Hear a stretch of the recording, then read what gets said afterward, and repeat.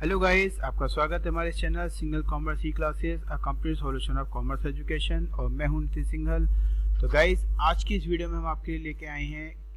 Accounting of share. तो guys, जैसा कि आपको पता है कि हमारा जो ये सेशन चल रहा है वो terms of issued of share के बारे में चल रहा है, जिसके लिए हमने आपको लास्ट जो वीडियो बनाई थी उसमें हमने आपको बताया था कि एक कंपनी प्राइजेस के आधार पर अपने शेयर्स को कितने टाइप से इशू कर सकती है। तो उस वीडियो में हमने आपको बताया था कि उसको वो 3 टाइप से इशू कर सकती है: issued at par, issued at premium and issued at discount. तो गाइस, लास्ट वीडियो में हमने आपको डिटेल में इसके बारे में बताया था। अगर आपने वो वीडियो अभी तक नहीं देखी है तो आप उसको वीडियो को देख सकते हैं और उसमें जो इन्फॉर्मेशन है उसको आप अपने पास नोट कर सकते हैं और अपने यूज में, अपने नॉलेज के लिए यूज में ले सकते हैं। तो गाइस, आज की इस वीडियो में हम बात करते हैं अकाउंटिंग ऑफ शेयर्स के बारे में, जिसमें आपको हम बताते हैं कि एक कंपनी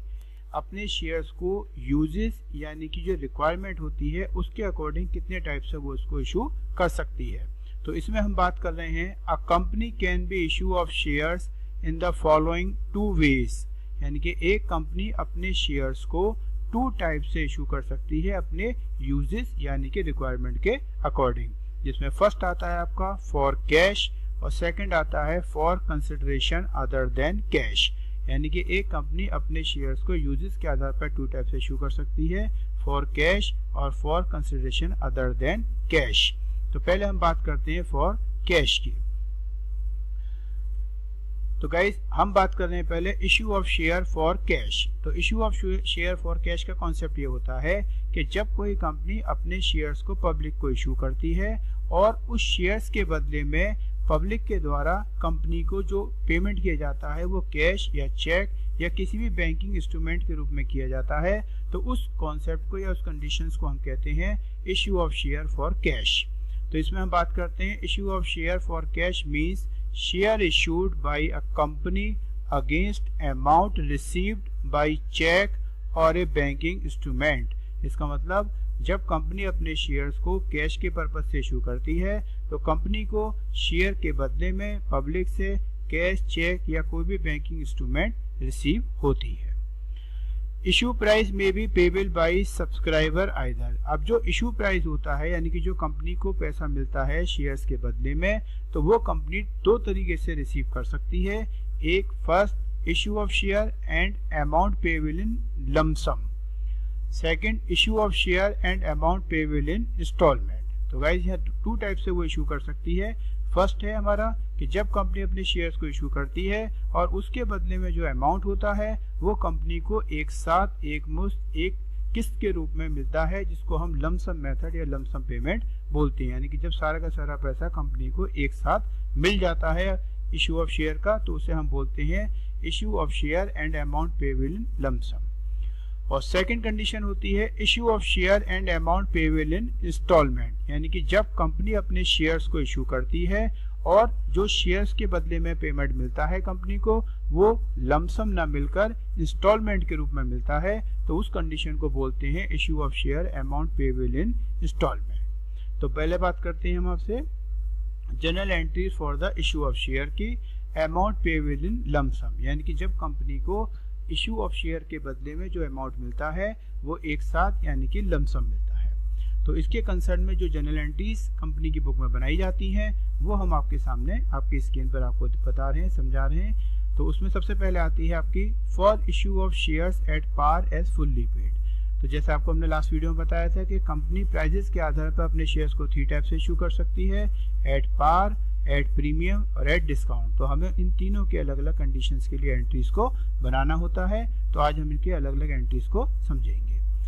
तो सबसे पहले बात करते हैं कि जब कंपनी अपने शेयर्स को पार पे इशू करती है और वो भी फुल्ली पेड, यानी कि जब सारा का सारा पैसा कंपनी को मिल जाता है जितने शेयर्स कंपनी ने इशू किए होते हैं, तो उसके कंसर्न में एंट्री बनती है bank account debit to share capital account. इसमें बीइंग जो भी नंबर ऑफ शेयर्स होते हैं जो कंपनी ने इशू किए होते हैं उनके नंबर्स लिख दिए जाएंगे, ऑफ रुपीज जो भी हमारे पर शेयर यानी कि जो एक शेयर की जो वैल्यू होगी वो यहाँ आ जाएगी, उसको यहाँ लिखेंगे हम, और issued at par as fully paid. तो इसकी नरेशन बन जाती है being number of share of rupees, जितने का शेयर है पर share issued at par as fully paid. तो ये इशूड एट पार की एंट्री होती है।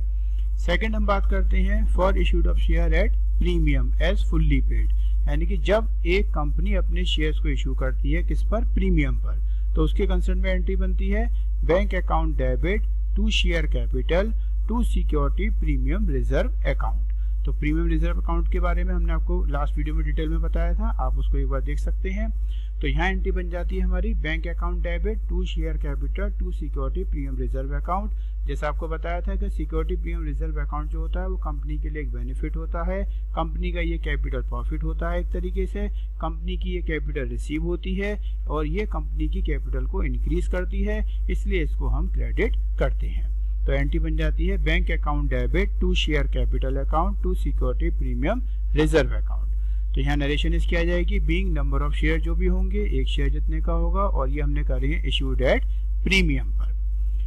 तो गाइस नेक्स्ट आता है आपका for issue of share at discount as fully paid, यानी कि जब एक कंपनी अपने शेयर्स को डिस्काउंट पे इशू करती है और फुल्ली पेड, तो उस कंसर्न में ये एंट्री बनती है। हालांकि आपको यहाँ पे ध्यान रखना चाहिए कि एक न्यू कंपनी अपने शेयर्स को डिस्काउंट पे इशू नहीं कर सकती है। इसकी पूरी डिटेल हमने लास्ट वीडियो में आपको दी थी, तो आप उसमें देख के समझ सकते हैं कि एक कंपनी अपने शेयर्स को डिस्काउंट पर तभी इशू कर सकती है जब वो एग्जिस्टिंग कंपनी हो या कंपनी अपने स्वेट इक्विटी शेयर्स को इशू कर रही हो।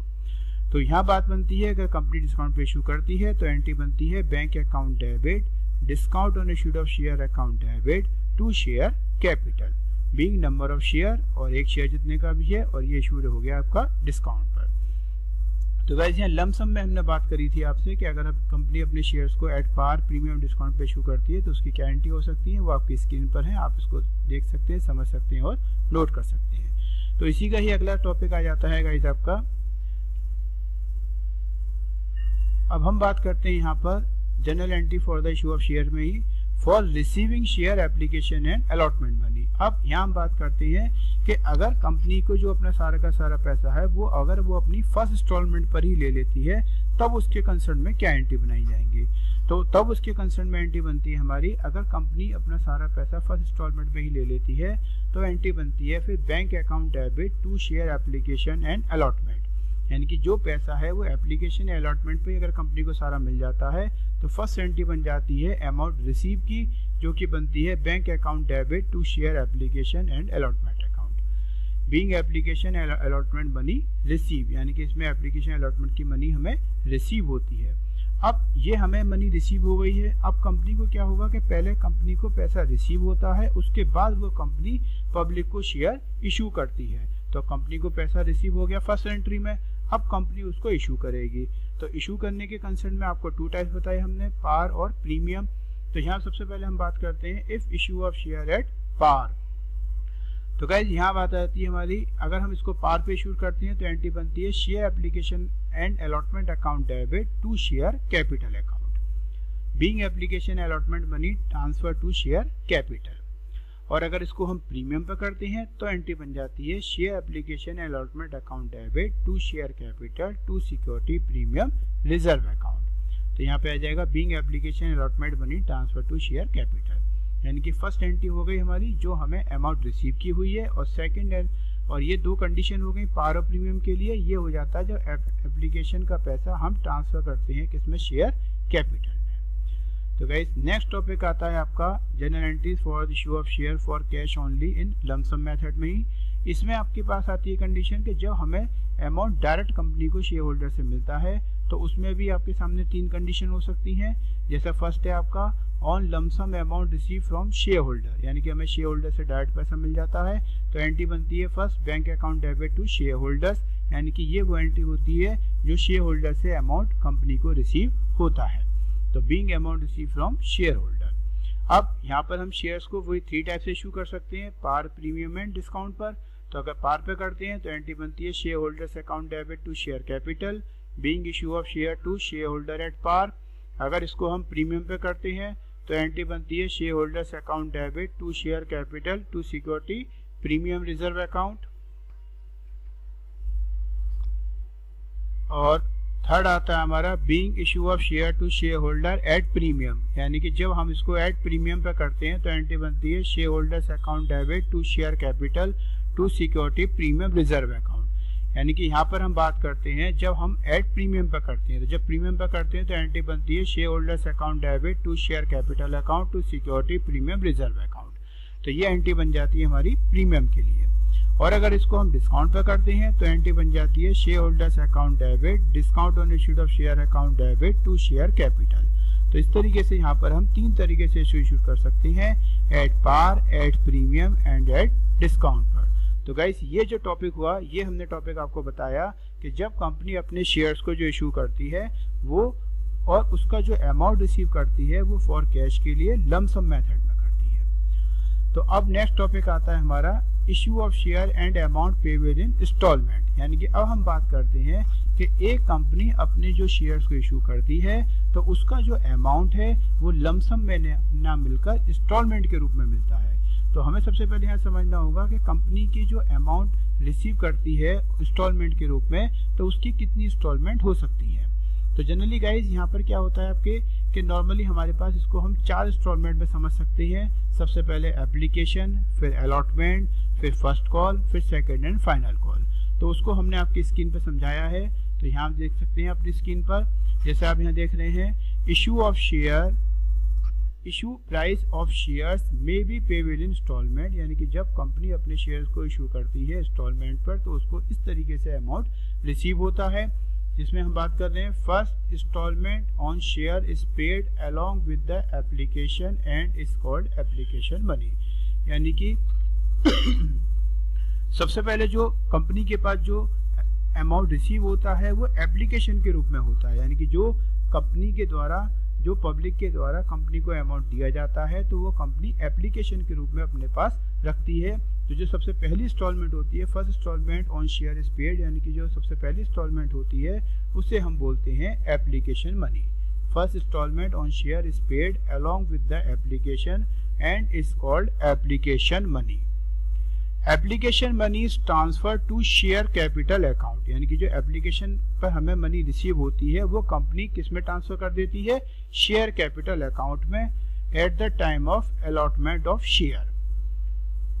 Second instalment called by the company on allotment and is called allotment money. यानी कि अब जो सेकेंड इंस्टॉलमेंट होती है कंपनी की वो कहलाती है अलॉटमेंट मनी, उसको हम बोलते हैं अलॉटमेंट। फर्स्ट होती है एप्लीकेशन, सेकेंड होती है अलॉटमेंट।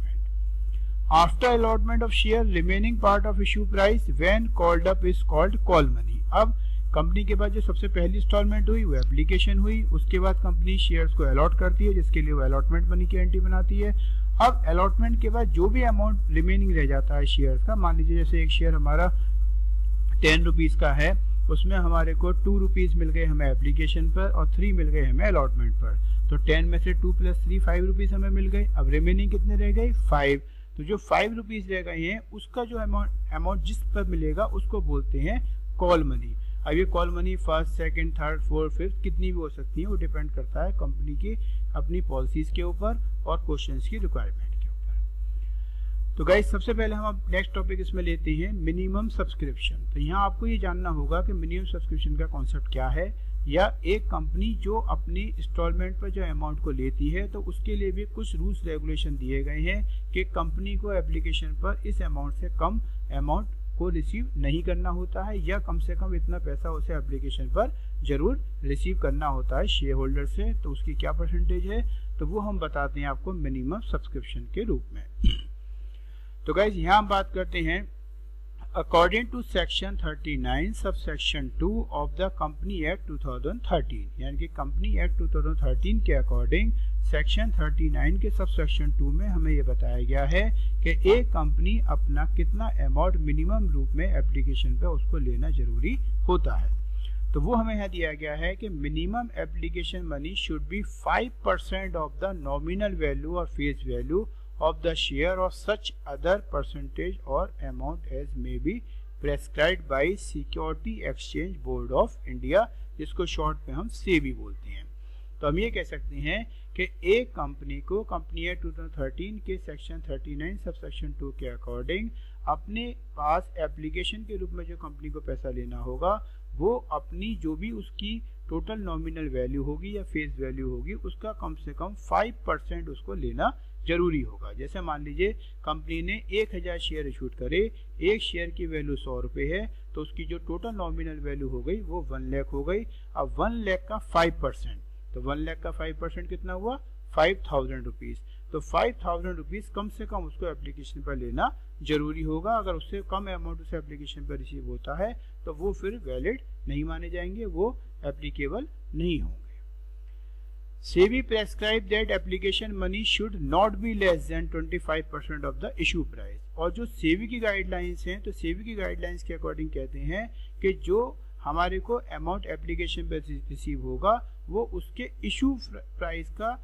25% कम से कम होना चाहिए, यानी कि 25% से कम नहीं होना चाहिए। यानी कि हम ये कह सकते हैं कि जो SEBI यानी कि security exchange board of India के अकॉर्डिंग अगर हम बात करें तो SEBI ये कहती है कि कोई भी कंपनी एप्लीकेशन का जो पैसा है वो उसके इशू प्राइस से 25% से कम का नहीं होना चाहिए, यानी कि कम से कम 25% का पैसा उसको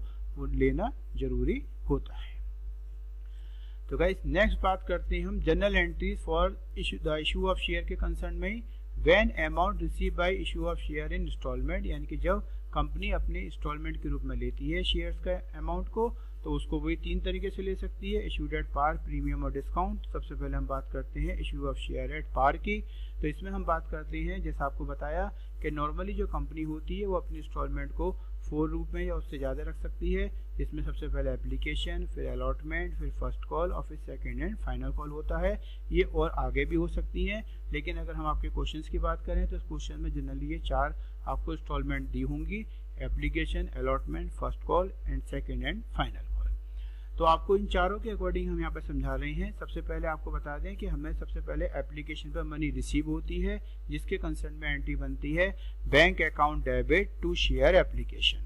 being amount received on share application. तो ये फर्स्ट एंट्री बनती है हमारी, जो हमें एप्लीकेशन की मनी रिसीव होती है उसकी। फिर जो एप्लीकेशन की मनी रिसीव होती है वो कंपनी को ट्रांसफर करनी होती है शेयर कैपिटल अकाउंट में, तो उसके लिए एंट्री बनाते हैं on application money transfer to share capital account, जिसके लिए एंट्री बनती है share application account debit to share capital account. तो यहाँ पर एंट्री बन जाती है being application money transfer to share capital. Next आता है ऑन अलॉटमेंट मनी ड्यू। अब इसके बाद ध्यान रखते हैं कि सबसे पहले एप्लीकेशन पे अमाउंट रिसीव होता है और उसको शेयर कैपिटल अकाउंट में ट्रांसफर करा जाता है, जिसके कंसर्न में आपकी वो दोनों एंट्री हमने बताई। अब इसके बाद जितनी भी एंट्री होती है हमारी, चाहे वो अलॉटमेंट हो, फर्स्ट कॉल हो, सेकंड कॉल हो, फाइनल कॉल हो, उन सब में पहले अब हमें उन इंस्टॉलमेंट को ड्यू करना पड़ेगा, उसके बाद वो रिसीव होंगी। यानी कि अब कंपनी शेयर होल्डर से उस इंस्टॉलमेंट का पैसा पहले ड्यू करेगी, मांगेगी, उसके बाद शेयर होल्डर के द्वारा उसको पे किया जाता है। तो कंपनी उसके लिए 2 एंट्री बनाती है, जिसमें पहली होती है ऑन अलॉटमेंट मनी ड्यू। तो ये एंट्री बनती है share allotment account debit to share capital, being allotment money due on share allotment. अब जब अलॉटमेंट का अमाउंट रिसीव होता है हमें, तो एंट्री बनती है ऑन अलॉटमेंट मनी रिसीव की, bank account debit to share allotment, being amount receive on share allotment. तो इस तरीके से इंस्टॉलमेंट की पहली 2 इंस्टॉलमेंट हुई, पहली एप्लीकेशन और दूसरी अलॉटमेंट। अब बात करते हैं हम फर्स्ट कॉल मनी की। तो ये थर्ड होती है हमारी, तो इसके लिए भी कंपनी अपने आप एंट्री बनाती है। तो उसके लिए पहले इसको ड्यू करेगी और फिर रिसीव होगा। तो ड्यू के कंसर्न में एंट्री बनती है on first call money due की, share first call account debit to share capital account, being amount due on share first call. इसी तरीके से फर्स्ट कॉल मनी जो रिसीव होती है तो उसकी एंट्री बनती है bank account debit to share first call account, being amount received on share first call. फिर सेकंड एंड फाइनल कॉल की मनी ड्यू होगी, तो उसकी एंट्री बनेगी share second and final call account debit to share capital account, being amount due on share second and final call. और फिर इसका हमें जो अमाउंट रिसीव होगा तो उसकी एंट्री बनेगी on second and final call money receive, जिसकी एंट्री बनेगी bank account debit to share second and final call account, being amount received on share second and final call. तो इस तरीके से ये एट पार की कंडीशन में हमारी जो एंट्रीज हैं टोटल, अगर हम इसको समझें तो हम एप्लीकेशन, अलॉटमेंट, फर्स्ट कॉल और सेकंड एंड फाइनल कॉल की बात करें तो कुल मिलाकर 4 इंस्टॉलमेंट होती हैं और हर इंस्टॉलमेंट के लिए 2 एंट्री बनती हैं। तो कुल मिलाकर आपकी ये 8 एंट्री इसमें बन जाती हैं। यही एंट्री आपकी हर जगह पर इसमें यूज होती हैं। तो इनको आप अच्छे से समझ लें, नोट कर लें और अपनी नॉलेज के लिए इसको संभाल लें। नेक्स्ट आता है आपका टॉपिक इसमें accounting entries for issue of share at premium. तो जैसा आपको बताया हमने कि एक कंपनी अपने शेयर को 3 टाइप से इशू कर सकती है प्राइजेस के अकॉर्डिंग, एट पार, प्रीमियम और डिस्काउंट। तो अभी हमने बात करी थी एट पार की, अब हम बात कर रहे हैं एट प्रीमियम की। तो accounting entries for issue of share at premium, यानी कि जब कोई कंपनी अपने शेयर्स को प्रीमियम पे इशू करती है तो उसके कंसर्न में एंट्री क्या बनती है। तो पहले हम इसकी डिटेल को समझ लेते हैं। प्रीमियम ऑन शेयर में be collected by A company either with application money and or with the allotment money and or even with one or more of the calls money as per the terms of issue। तो guys यहाँ हम यह बात करते हैं कि generally अगर हम बात करें जो प्रीमियम का अमाउंट होता है तो वो कंपनी अपनी एप्लीकेशन पे भी ले सकती है, अलॉटमेंट पे भी ले सकती है, फर्स्ट कॉल पे भी ले सकती है, फाइनल कॉल पे भी ले सकती है, 2 कॉल पे भी ले सकती है, 3 पे भी ले सकती है, 4 पे भी ले सकती है। इसका मतलब कंपनी के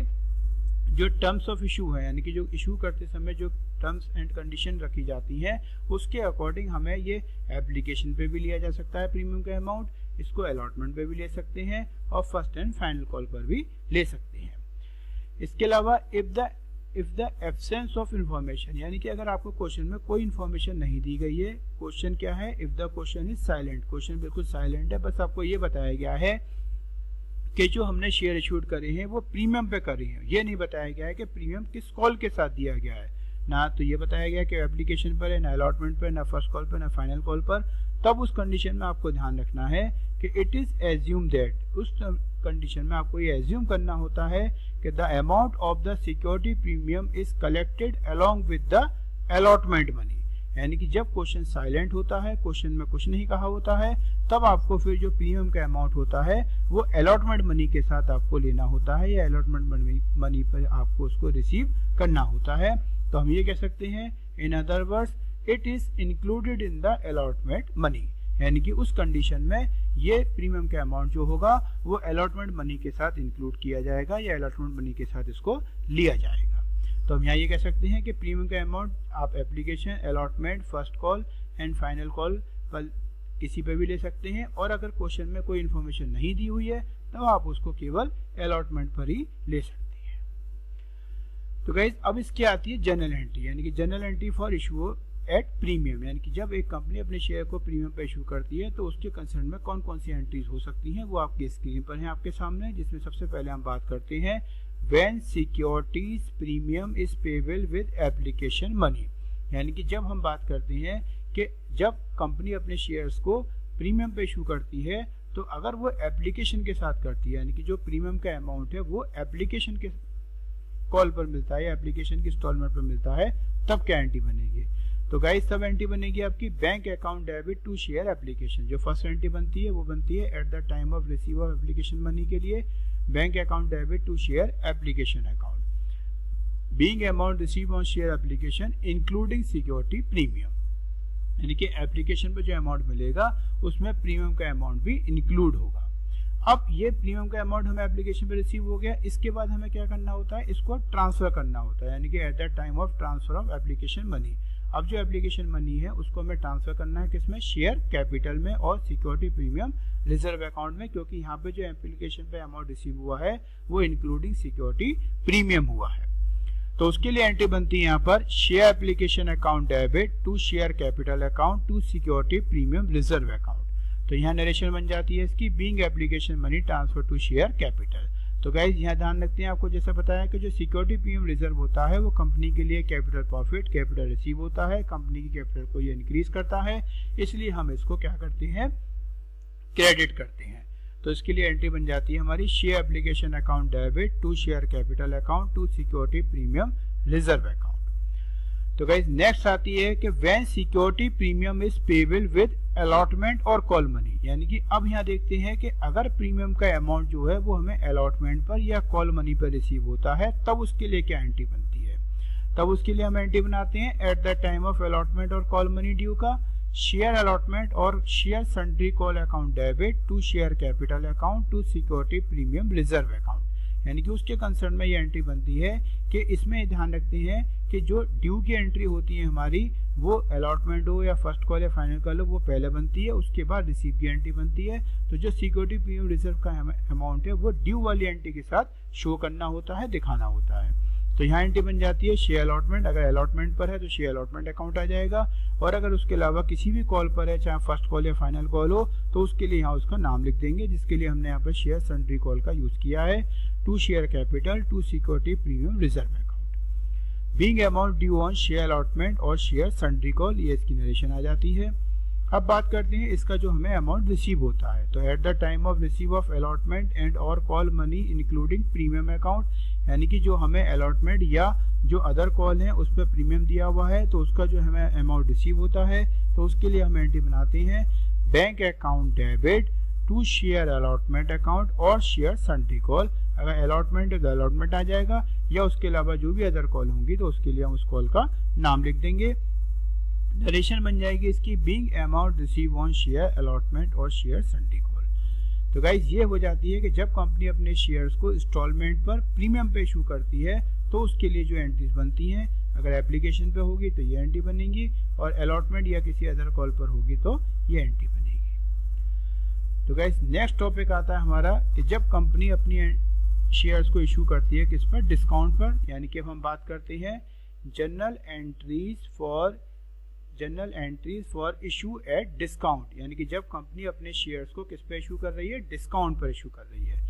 तो उसके लिए यहाँ पर एंट्री बनती है when discount on issue of share is payable with allotment और कॉल मनी। तो यानी कि अगर यहाँ पे हम ध्यान रखते हैं कि जो हमारी अगर अलॉटमेंट पे या कॉल मनी पे उसको हम शो करते हैं डिस्काउंट को, तो उस कंडीशन में फिर अगर अलॉटमेंट पर डिस्काउंट दिया है तो एंट्री आएगी शेयर अलॉटमेंट अकाउंट डेबिट, और अगर किसी अदर कॉल पर दिया है तो उसके लिए लिख देंगे share sundry call account debit, और जो डिस्काउंट होता है उसे भी हम क्या करते हैं, डेबिट। गाइज यहाँ आपको समझना होगा कि जब कोई कंपनी अपने शेयर्स को डिस्काउंट पे इशू करती है तो ये कंपनी के लिए कैपिटल लॉस होता है, यानी कि कंपनी को यहाँ पर जो कैपिटल का अमाउंट है वो कम रिसीव होता है, कैपिटल यहाँ पर कम होती है जब डिस्काउंट पे इशू करते हैं, तो इसलिए हम यहाँ डिस्काउंट को क्या कर रहे हैं, डेबिट कर रहे हैं। तो यहाँ पर एंट्री बन जाएगी शेयर अलॉटमेंट अकाउंट डेबिट अगर अलॉटमेंट पर डिस्काउंट दिया है तो, और अगर अलॉटमेंट की जगह पर किसी भी कॉल पर दिया है, चाहे फर्स्ट कॉल या फाइनल कॉल हो, तो उसके लिए हम लिख देते हैं share sundry call account debit, discount on issued of share account debit to share capital account. तो यहाँ एंट्री आ जाती है being amount due on share allotment और शेयर सन्ड्री कॉल। अब बात करते हैं यहाँ पर हम at the time of receive of allotment और कॉल मनी, यानी कि जब कंपनी ने शेयर डिस्काउंट पे इशू करे हैं तो उस कंडीशन में ड्यू की एंट्री ये बनती है और रिसीव की एंट्री ये बनेगी आपकी bank account debit to share allotment अगर अलॉटमेंट पर डिस्काउंट है, और अगर सन्ड्री कॉल है तो to share sundry call, being amount receive on share allotment and share sundry call. अब इसके बाद at the time of return of writing of a discount, यानी कि जो डिस्काउंट का अमाउंट होता है वो कंपनी के लिए जैसा बताया हमने क्या होता है, लॉस होता है, तो कंपनी को उस लॉस को क्या करना होता है, राइट ऑफ करना होता है, और कंपनी उस लॉस को राइट ऑफ करने के लिए एक एंट्री बनाती है जो कि बनती है statement of profit and loss account debit to discount on issued of share. यानी कि आप देखेंगे तो यहाँ पे हमने डिस्काउंट को क्या करा था, डेबिट, इसे राइट ऑफ करने के लिए यहाँ हमने कर दिया इसे क्रेडिट, क्योंकि यहाँ पे इसका डेबिट बैलेंस दिखा रहा था और इसको हमें बंद करना है, खत्म करना है, तो अब हमें इसे क्या करना होगा, क्रेडिट। तो यहाँ पे हमने एंट्री बना दी statement of P&L account debit to discount on issued of share. तो यहाँ पे स्टेटमेंट ऑफ P&L यानी कि profit and loss debit to discount on issued of share account, इसकी नरेशन बन जाती है being amount of discount of issue of share transfer to statement of P&L। तो गाइस ये हमने आपको जो टॉपिक बताए हमने, तो इसमें हमने आपको बताया कि एक कंपनी किस तरीके से अपने शेयर्स को यूजेस यानी कि रिक्वायरमेंट के अकॉर्डिंग इशू कर सकती है, जिसमें आपको हमने 2 टाइप्स बताए, फॉर कैश और for other than.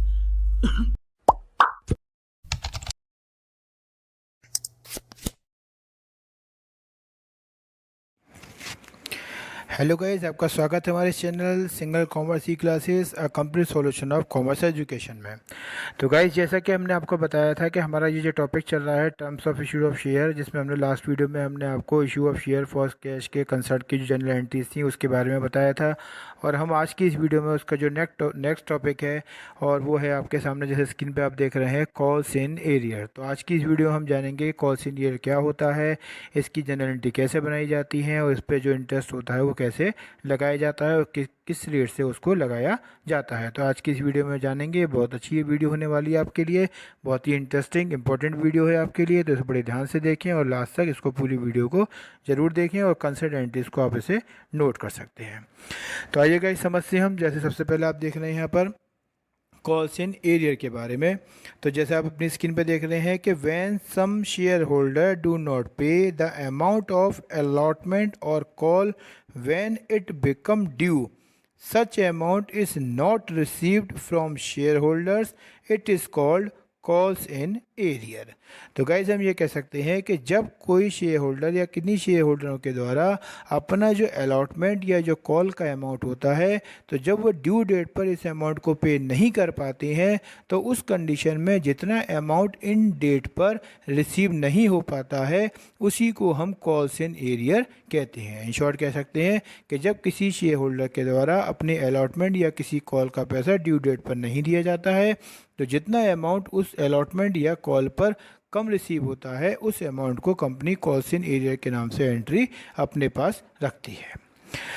Accounting treatment की बात करें तो there are two alternative method of recording calls in arrear, यानी कि जो कॉल्स इन एरियर होती हैं उनको रखने के कंसेप्ट में ये टू हमें मेथड दिए गए हैं, जिसमें पहला होता है without opening calls in arrear account, यानी कि जब company calls in arrear account को ओपन नहीं करती है। तो in this method there is no need to open calls in arrear account, rather the amount actually received such that total amount less calls in arrear should be credited to the respective call account।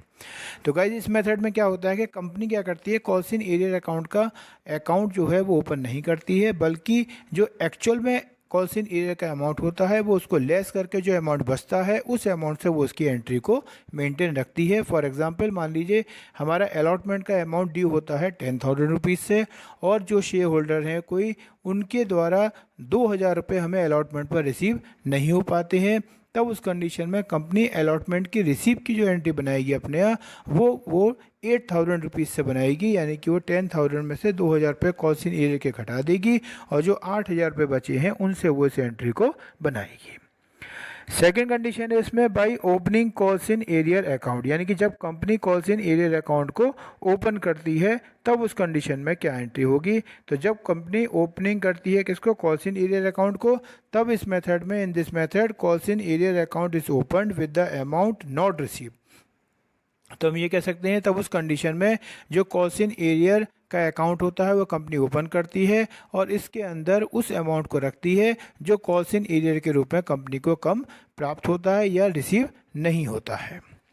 In this case, calls in arrear account is to be debited when some amount is not received by the some shareholder, यानी कि इसमें हम जो calls in arrear का amount होता है उसे हम डेबिट करते हैं, यानी कि जो कंपनी होती है वो कॉल्स इन एरियर के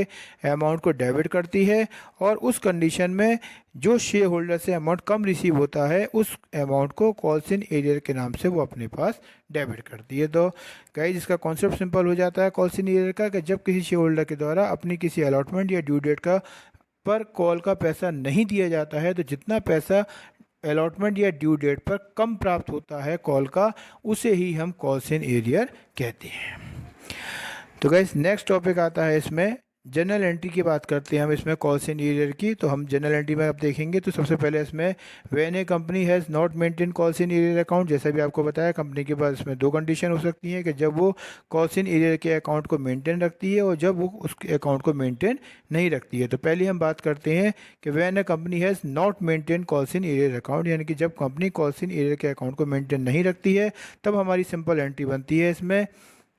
bank account debit to share sundry call. तो इसका मतलब बैंक अकाउंट को हम डेबिट कर देंगे उस अमाउंट से जो कॉल्स इन एरियर को लेस करने के बाद बचता है, और टू शेयर सन्ड्री कॉल में उस कॉल का नाम आएगा जिस पर कॉल्स इन एरियर का अमाउंट हमें रिसीव नहीं होता है, यानी कि जो अमाउंट हमें उस पर कम रिसीव होता है। जैसे अगर इसमें अलॉटमेंट है तो bank account debit to share allotment बन जाएगी, अगर फर्स्ट कॉल है तो bank account debit to share first call, और अगर फाइनल कॉल है तो bank account debit to share final call, इसकी एंट्री बन जाएगी। तो सन्ड्री कॉल की जगह हम उस कॉल का नाम लिख देंगे जिस कॉल पर कॉल्स इन एरियर आपको दिया हुआ है।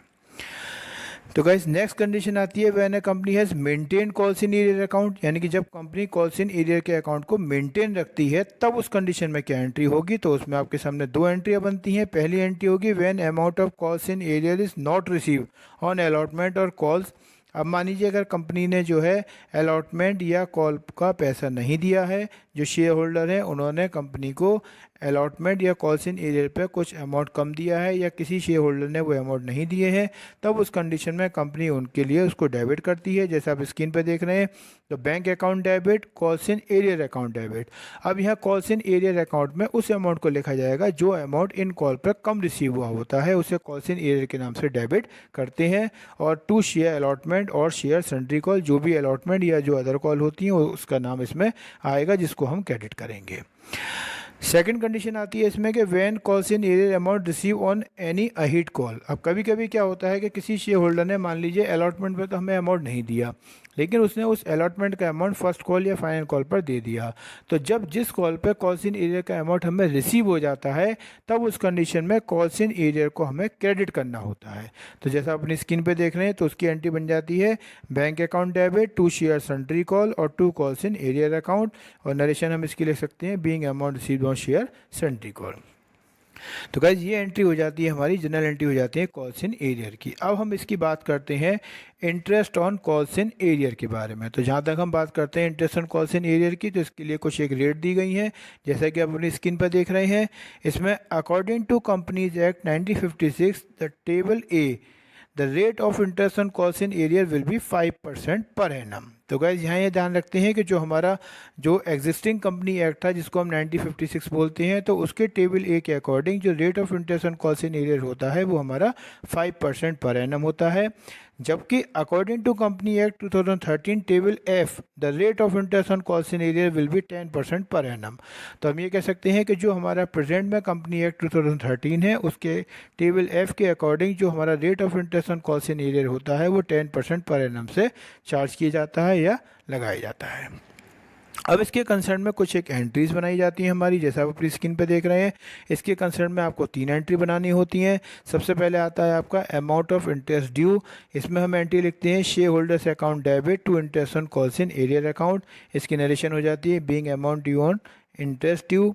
सेकेंड होता है on amount of interest is receive from share holder, यानी कि जो कॉल्स इन एरियर पे जो इंटरेस्ट होता है वो एक तरीके से कंपनी के लिए एक इनकम होती है। आपको ध्यान रखना होगा कि जो interest on calls in arrear होता है वो कंपनी के लिए एक इनकम होती है, क्योंकि जो कॉल्स इन एरियर का अमाउंट होता है जो शेयर होल्डर के द्वारा ड्यू डेट पर नहीं दिया जाता है, तो उस अमाउंट पर कंपनी इंटरेस्ट चार्ज करती है उस पीरियड के लिए जितने पीरियड का लेट पीरियड पे शेयर होल्डर उसका पेमेंट करते हैं। तो जितना पीरियड लेट करेंगे शेयर होल्डर उस पीरियड के लिए वो इस पे इंटरेस्ट चार्ज करती है, जिसकी रेट आपको बताई है कि अगर कंपनी एक्ट 1956 है तो उसके अकॉर्डिंग 5% पर एनम होगी, और अगर कंपनी एक्ट 2013 है तो उसके अकॉर्डिंग 10% पर एनम होगी। तो जैसे हमारी सेकंड एंट्री थी on amount of interest is receive from share holder, यानी कि यहाँ कंपनी को जो interest on calls in arrear है वो एक इनकम होती है, इसलिए ये शेयर होल्डर से इंटरेस्ट के अमाउंट को रिसीव करेगी और रिसीव करने के लिए एंट्री बनाएगी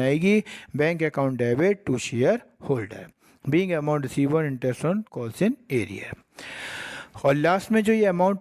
interest on calls in arrear का जो कंपनी को मिलता है उसे वो अपने P&L स्टेटमेंट में ट्रांसफ़र कर देती है, जिसकी एंट्री बनती है interest on calls in arrear account debit to statement of profit and loss being amount of interest transfer to statement of profit and loss. तो गाइस ये हमने आपको टॉपिक बताया था कॉल्स इन एरियर के मीनिंग, कॉल्स इन एरियर की general entry और interest on calls in arrear के बारे में। तो गाइस अब हम आपसे डिस्कस कर रहे हैं कॉल्स इन एडवांस के बारे में। तो गाइस ये 2 टॉपिक हैं, बहुत ही इंपॉर्टेंट टॉपिक हैं और ये आपको नॉर्मली हर क्वेश्चन में मिलते हैं। जो भी 4 फीचर का क्वेश्चन होता है उसमें आपको कॉल्स इन एरियर की एंट्री जरूर मिलती है, उसी के साथ में कॉल्स इन एडवांस भी एक इंपॉर्टेंट टॉपिक है जो आपकी स्क्रीन पर है।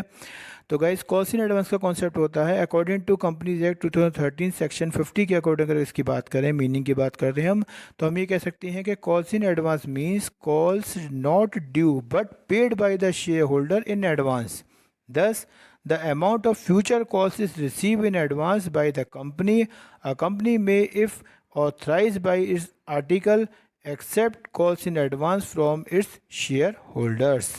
तो हम यहाँ ये कह सकते हैं कि जो कॉल्स इन एडवांस होता है तो कंपनी एक्ट 2013 के सेक्शन 50 के अकॉर्डिंग कि जब किसी शेयर होल्डर के द्वारा अपनी किसी जो बात की यानी कि जो आगे की जो नेक्स्ट कॉल होती है उसका अमाउंट किसी पहले की कॉल के साथ एडवांस में ही दे दिया जाता है, तो जितना अमाउंट हमें एडवांस में प्राप्त होता है उसको हम कॉल्स इन एडवांस कहते हैं। फॉर एग्जांपल, मान लीजिए किसी शेयर होल्डर ने अपनी फाइनल कॉल का और फर्स्ट कॉल का पैसा अगर अलॉटमेंट के साथ दे दिया है तो अलॉटमेंट पर फर्स्ट और फाइनल कॉल वाली जो कॉल के अमाउंट की एंट्री होगी वो कॉल्स इन एडवांस के नाम से की जाएगी। Accounting treatment for calls in advance की अगर हम बात करें तो a separate calls in advance account is open for its accounting treatment, यानी कि इसके कंसर्न में कंपनी को एक कॉल्स इन एडवांस का एक सेपरेट अकाउंट को ओपन करना होता है। Since the amount has not become due, जब तक कि उस अमाउंट की एक्चुअल डेट नहीं आ जाती है, जब तक उस अकाउंट को कॉल्स इन एडवांस के नाम से कंपनी अपने पास मेंटेन रखती है। Hence it is a liabilities to the company, तो हम ये कह सकते हैं कि जब तक उस अमाउंट की ड्यू डेट पूरी नहीं हो जाती है तो जो कॉल्स इन एडवांस का अमाउंट होता है वो कंपनी की लायबिलिटीज़ के रूप में रखी जाती है। जैसे मान लीजिए कंपनी की अलॉटमेंट होती है मान लीजिए फरवरी में और कंपनी की जो फर्स्ट कॉल है वो हो रही है मान लीजिए मई में, तो अगर मई का पैसा कंपनी को फरवरी में रिसीव हो जाता है तो फरवरी और मई के जो बीच का पीरियड होता है उस पीरियड के लिए कंपनी के पास वो अमाउंट एज ए लायबिलिटीज़ के रूप में रखा जाता है जिसको वो कॉल्स इन एडवांस के नाम से अपने पास मेंटेन रखती है। As such it is credited to calls in advance account, और इसको कंपनी अपने पास कॉल्स इन एडवांस अकाउंट के रूप में रखती है जिसको वो अपने पास क्रेडिट करती है। Presentation of calls in advance in the balance sheet की अगर हम बात करें तो the credit balance of calls in advance account is shown separately on the liability side of the balance sheet under the heading share capital but is not added to the amount of paid up capital. तो guys यहाँ ये ध्यान रखते हैं कि अगर हम इसको शो करेंगे तो वो हम शो करेंगे इसको किसमें, लायबिलिटी साइड में, किसके, बैलेंस शीट के। तो बैलेंस शीट के लायबिलिटी साइड में इसको हम शेयर कैपिटल जो हेड होता है उसके अकॉर्डिंग हमें उसके अंदर हम इसको दिखाते हैं, लेकिन ध्यान ये रखते हैं कि कॉल्स इन एडवांस के अमाउंट को हम पेड अप कैपिटल में ऐड नहीं करते हैं, बल्कि जैसा आपको बताया कि इसका एक सेपरेट अकाउंट खोला जाता है, उस सेपरेट अकाउंट के अकॉर्डिंग इसको अलग से ही रखा जाता है और उसके अकाउंट को अलग मेंटेन किया जाता है, इसको पेड अप कैपिटल में ऐड नहीं किया जाता है। तो गाइस इसका जो नेक्स्ट आती है हमारी अब general entries for calls in advance. अब जो कॉल्स इन एडवांस होती है उसके कंसर्न में जो जनरल एंट्रीज हैं हम उसकी बात करते हैं। तो जैसा आप अपनी स्क्रीन पर देख रहे हैं कि for amount of call paid in advance, यानी कि हम बात करते हैं सबसे पहले जो कॉल्स इन एरिया का अमाउंट होता है जब हमें वो एडवांस में रिसीव होता है तब उसके कंसर्न में हमारी एंट्री बनती है bank account debit to share sundry call to calls in advance account being amount receive on share sundry call. इसमें जो भी कॉल्स इन एडवांस का अमाउंट हमें एडवांस में रिसीव होता है उसे हम क्रेडिट कर देते हैं। For adjustment of calls paid in advance, अब क्योंकि जैसा आपको बताया था कि ये अमाउंट वो अमाउंट होता है जो कि हमारी कैपिटल के अंदर का ये अमाउंट होता है, बस हमें एडवांस में रिसीव हो जाता है, तो जिस डेट पे ये इसको एक्चुअल में रिसीव होना होता है उस डेट पे फिर हम इसे वापस डेबिट कर देते हैं। जैसे एग्जांपल लीजिए कि अगर मान लीजिए फर्स्ट कॉल का पैसा अलॉटमेंट के साथ आ जाता है तो जो पहली एंट्री बनती वो बनती bank account debit to share allotment account और टू कॉल्स इन एडवांस। अब जो फर्स्ट कॉल में हम एंट्री बनाते तब एंट्री बनाते bank account debit calls in advance account debit to share first call, यानी कि जो फर्स्ट कॉल का पैसा जब अलॉटमेंट पे हमें रिसीव होगा तो अलॉटमेंट पे तो हम कॉल्स इन एडवांस को क्रेडिट करेंगे और वापस जब फर्स्ट कॉल पे हम उसकी एंट्री बनाएंगे तो कॉल्स इन एडवांस को हम इसमें डेबिट कर देंगे। तो गाइज अब इसकी एंट्री आती है हमारी कॉल्स इन एडवांस की interest on calls in advance. तो हम बात करते हैं interest on calls in advance के बारे में। तो interest on calls in advance में जैसा आप अपनी स्क्रीन पर देख रहे हैं according to companies act 1956 table A the rate of interest on calls in advance will be 6% per annum. तो गाइज यहाँ आपको ध्यान रखना होगा कि जो interest on calls in advance की अगर बात करेंगे तो according to company act 1956 table A के अकॉर्डिंग जो रेट ऑफ इंटरेस्ट होता है वो हमारा 6% पर एनम की रेट से लगाया जाता है, जबकि according to company act 2013 table F की बात करें तो जो रेट ऑफ इंटरेस्ट होता है हमारा कॉल्स इन एडवांस का वो 12% पर एनम की रेट से लगाया जाता है। तो गाइज यहाँ आपको ये बात समझनी होगी कि जो interest on calls in advance होता है वो कंपनी के लिए एक एक्सपेंसेस होती है, यानी कि जो कॉल्स इन एडवांस पे जो इंटरेस्ट कंपनी चार्ज करती है तो कंपनी के लिए एक एक्सपेंसेस होती है, यानी कि interest on calls in advance का पैसा कंपनी को शेयर होल्डर को एज ए इंटरेस्ट के रूप में देना होता है। तो इसलिए कंपनी के लिए एक एक्सपेंसेस होती है, तो वो interest on calls in advance को अपने यहाँ पर डेबिट करती है, क्योंकि आपको पता है all expenses and losses are debited. तो इसलिए interest on calls in advance को कंपनी अपने यहाँ डेबिट करती है। तो उसकी एंट्री बनती है on amount of interest on calls in advance due. तो इसकी एंट्री बनती है interest on calls in advance account debit to share holder account being amount of interest due.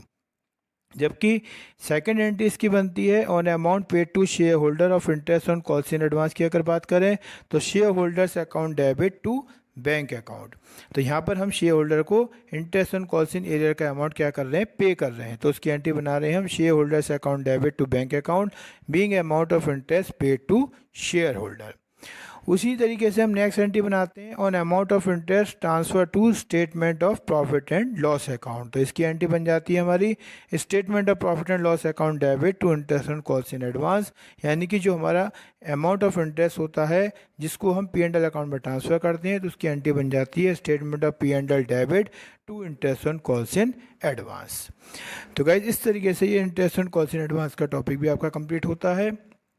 तो गाइज आज की वीडियो में हमने आपको बताया meaning of calls in arrear, फिर जो कॉल्स इन एरियर की जनरल एंट्री हैं वो interest on calls in arrear के बारे में और उनकी रेट के बारे में। उसी तरीके से कॉल्स इन एडवांस का मीनिंग बताया, उनकी हमने आपको जनरल एंट्री बताई और interest on calls in advance के बारे में बताया। तो हमें उम्मीद है कि आपको ये वीडियो पसंद आई होगी। गाइज हमारी जो ये सीक्वेंस चल रही है terms of issue of share की, वो आप इसको सीक्वेंस में देखते रहें और जो भी कंसर्न आइटम है उनको भी आप इसमें नोट करते रहें।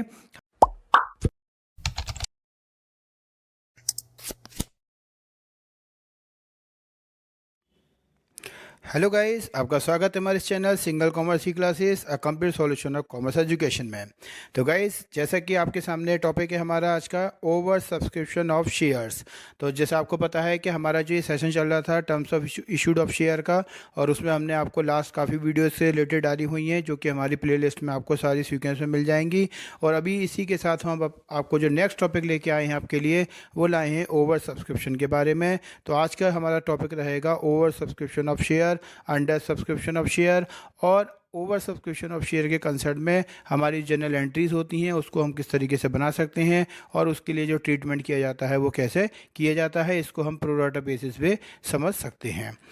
तो आइए गाइस स्टार्ट करते हैं हम अपना आज की video. Over subscription of share, जैसा आप अपनी स्क्रीन पर देख रहे हैं कि when a number of share applied for is more than the number of shares the company has offered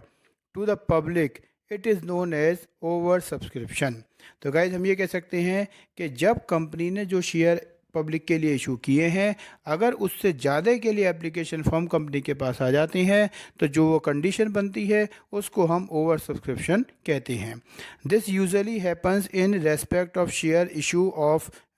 well manage and financial strong companies. तो गाइज हम ये कह सकते हैं कि ये जो सिचुएशन होती है ओवर सब्सक्रिप्शन की, ये जनरली आपको ऐसी कंपनीज में देखने को मिल सकती है जिनके शेयर्स की वैल्यू ज़्यादा होती है या जो वेल मैनेज होती हैं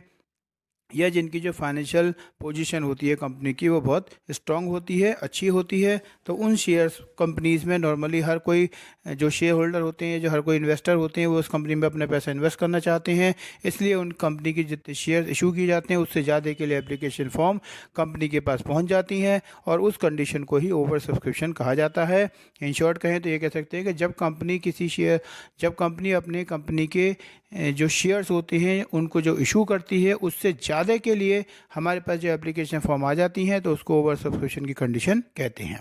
for example, if a company offer 1 lakh share of ₹100 each for public subscription and the application is received for 1,20,000 share, this will be a case of over subscription, so 20,000 share will be over subscription shares। तो हम ये कह सकते हैं कि मान लीजिए एक कंपनी के 1 लाख शेयर हैं जो उसने पब्लिक को इशू कर रहे हैं, एक शेयर 100 रुपये के हिसाब से, और उन 1 लाख शेयर के अगेंस्ट पब्लिक से जो कंपनी को पैसा रिसीव हुआ है वो 1,20,000 यानी कि 1,20,000 शेयर का रिसीव हुआ है। तब उस कंडीशन में जो ये 20,000 शेयर हमें एक्स्ट्रा रिसीव हुए हैं ये हमारी कहलाते हैं ओवर सब्सक्रिप्शन। तो हम कह सकते हैं कि जो 20,000 शेयर का हम पे एक्स्ट्रा पैसा आया है वो हमारा क्या होगा, ओवर सब्सक्रिप्शन। तो गाइज़ इसका हम बात करते हैं आपका जो ओवर सब्सक्रिप्शन का जो एक्सेस मनी आती है उसका हम क्या करते हैं। तो उसके लिए जैसे अपनी स्क्रीन पर देख रहे हैं आप, utilization of amount of over subscription, यानी कि हम ये कह सकते हैं कि जो ओवर सब्सक्रिप्शन का अमाउंट होता है उसको हम कैसे यूटिलाइज कर सकते हैं, कैसे हम उसको यूज़ में ले सकते हैं, या उस अमाउंट का हम क्या कर सकते हैं एज ए कंपनी के पॉइंट ऑफ व्यू से। तो जैसा आप स्क्रीन पर देखें आप, the board of director can not allot share more than that offer to the public for subscription. तो गाइस यहाँ आपको एक बात ध्यान रखनी होगी कि जो कंपनी के बोर्ड ऑफ डायरेक्टर होते हैं उनको ये राइट नहीं होता है कि जितने उन्होंने कंपनी के शेयर इशू किए हैं उससे ज़्यादा के लिए वो शेयर इशू कर सकें। इन शॉर्ट हम कहें तो मान लीजिए अगर कंपनी की जो पॉलिसी है उसके अकॉर्डिंग वो 1 लाख शेयर को ही इशू कर सकती है, तो अगर एप्लीकेशन फॉर्म उसके पास 1,20,000 शेयर के आए हैं तब भी वो 1 लाख शेयर को इशू कर सकती है। हाँ, उस एक्सेस अमाउंट का वो यूज़ कर सकती है अपने आगे की कॉल का पैसे को एडजस्ट करने के लिए, या उसको आगे कॉल में अमाउंट को एडजस्ट करने के लिए।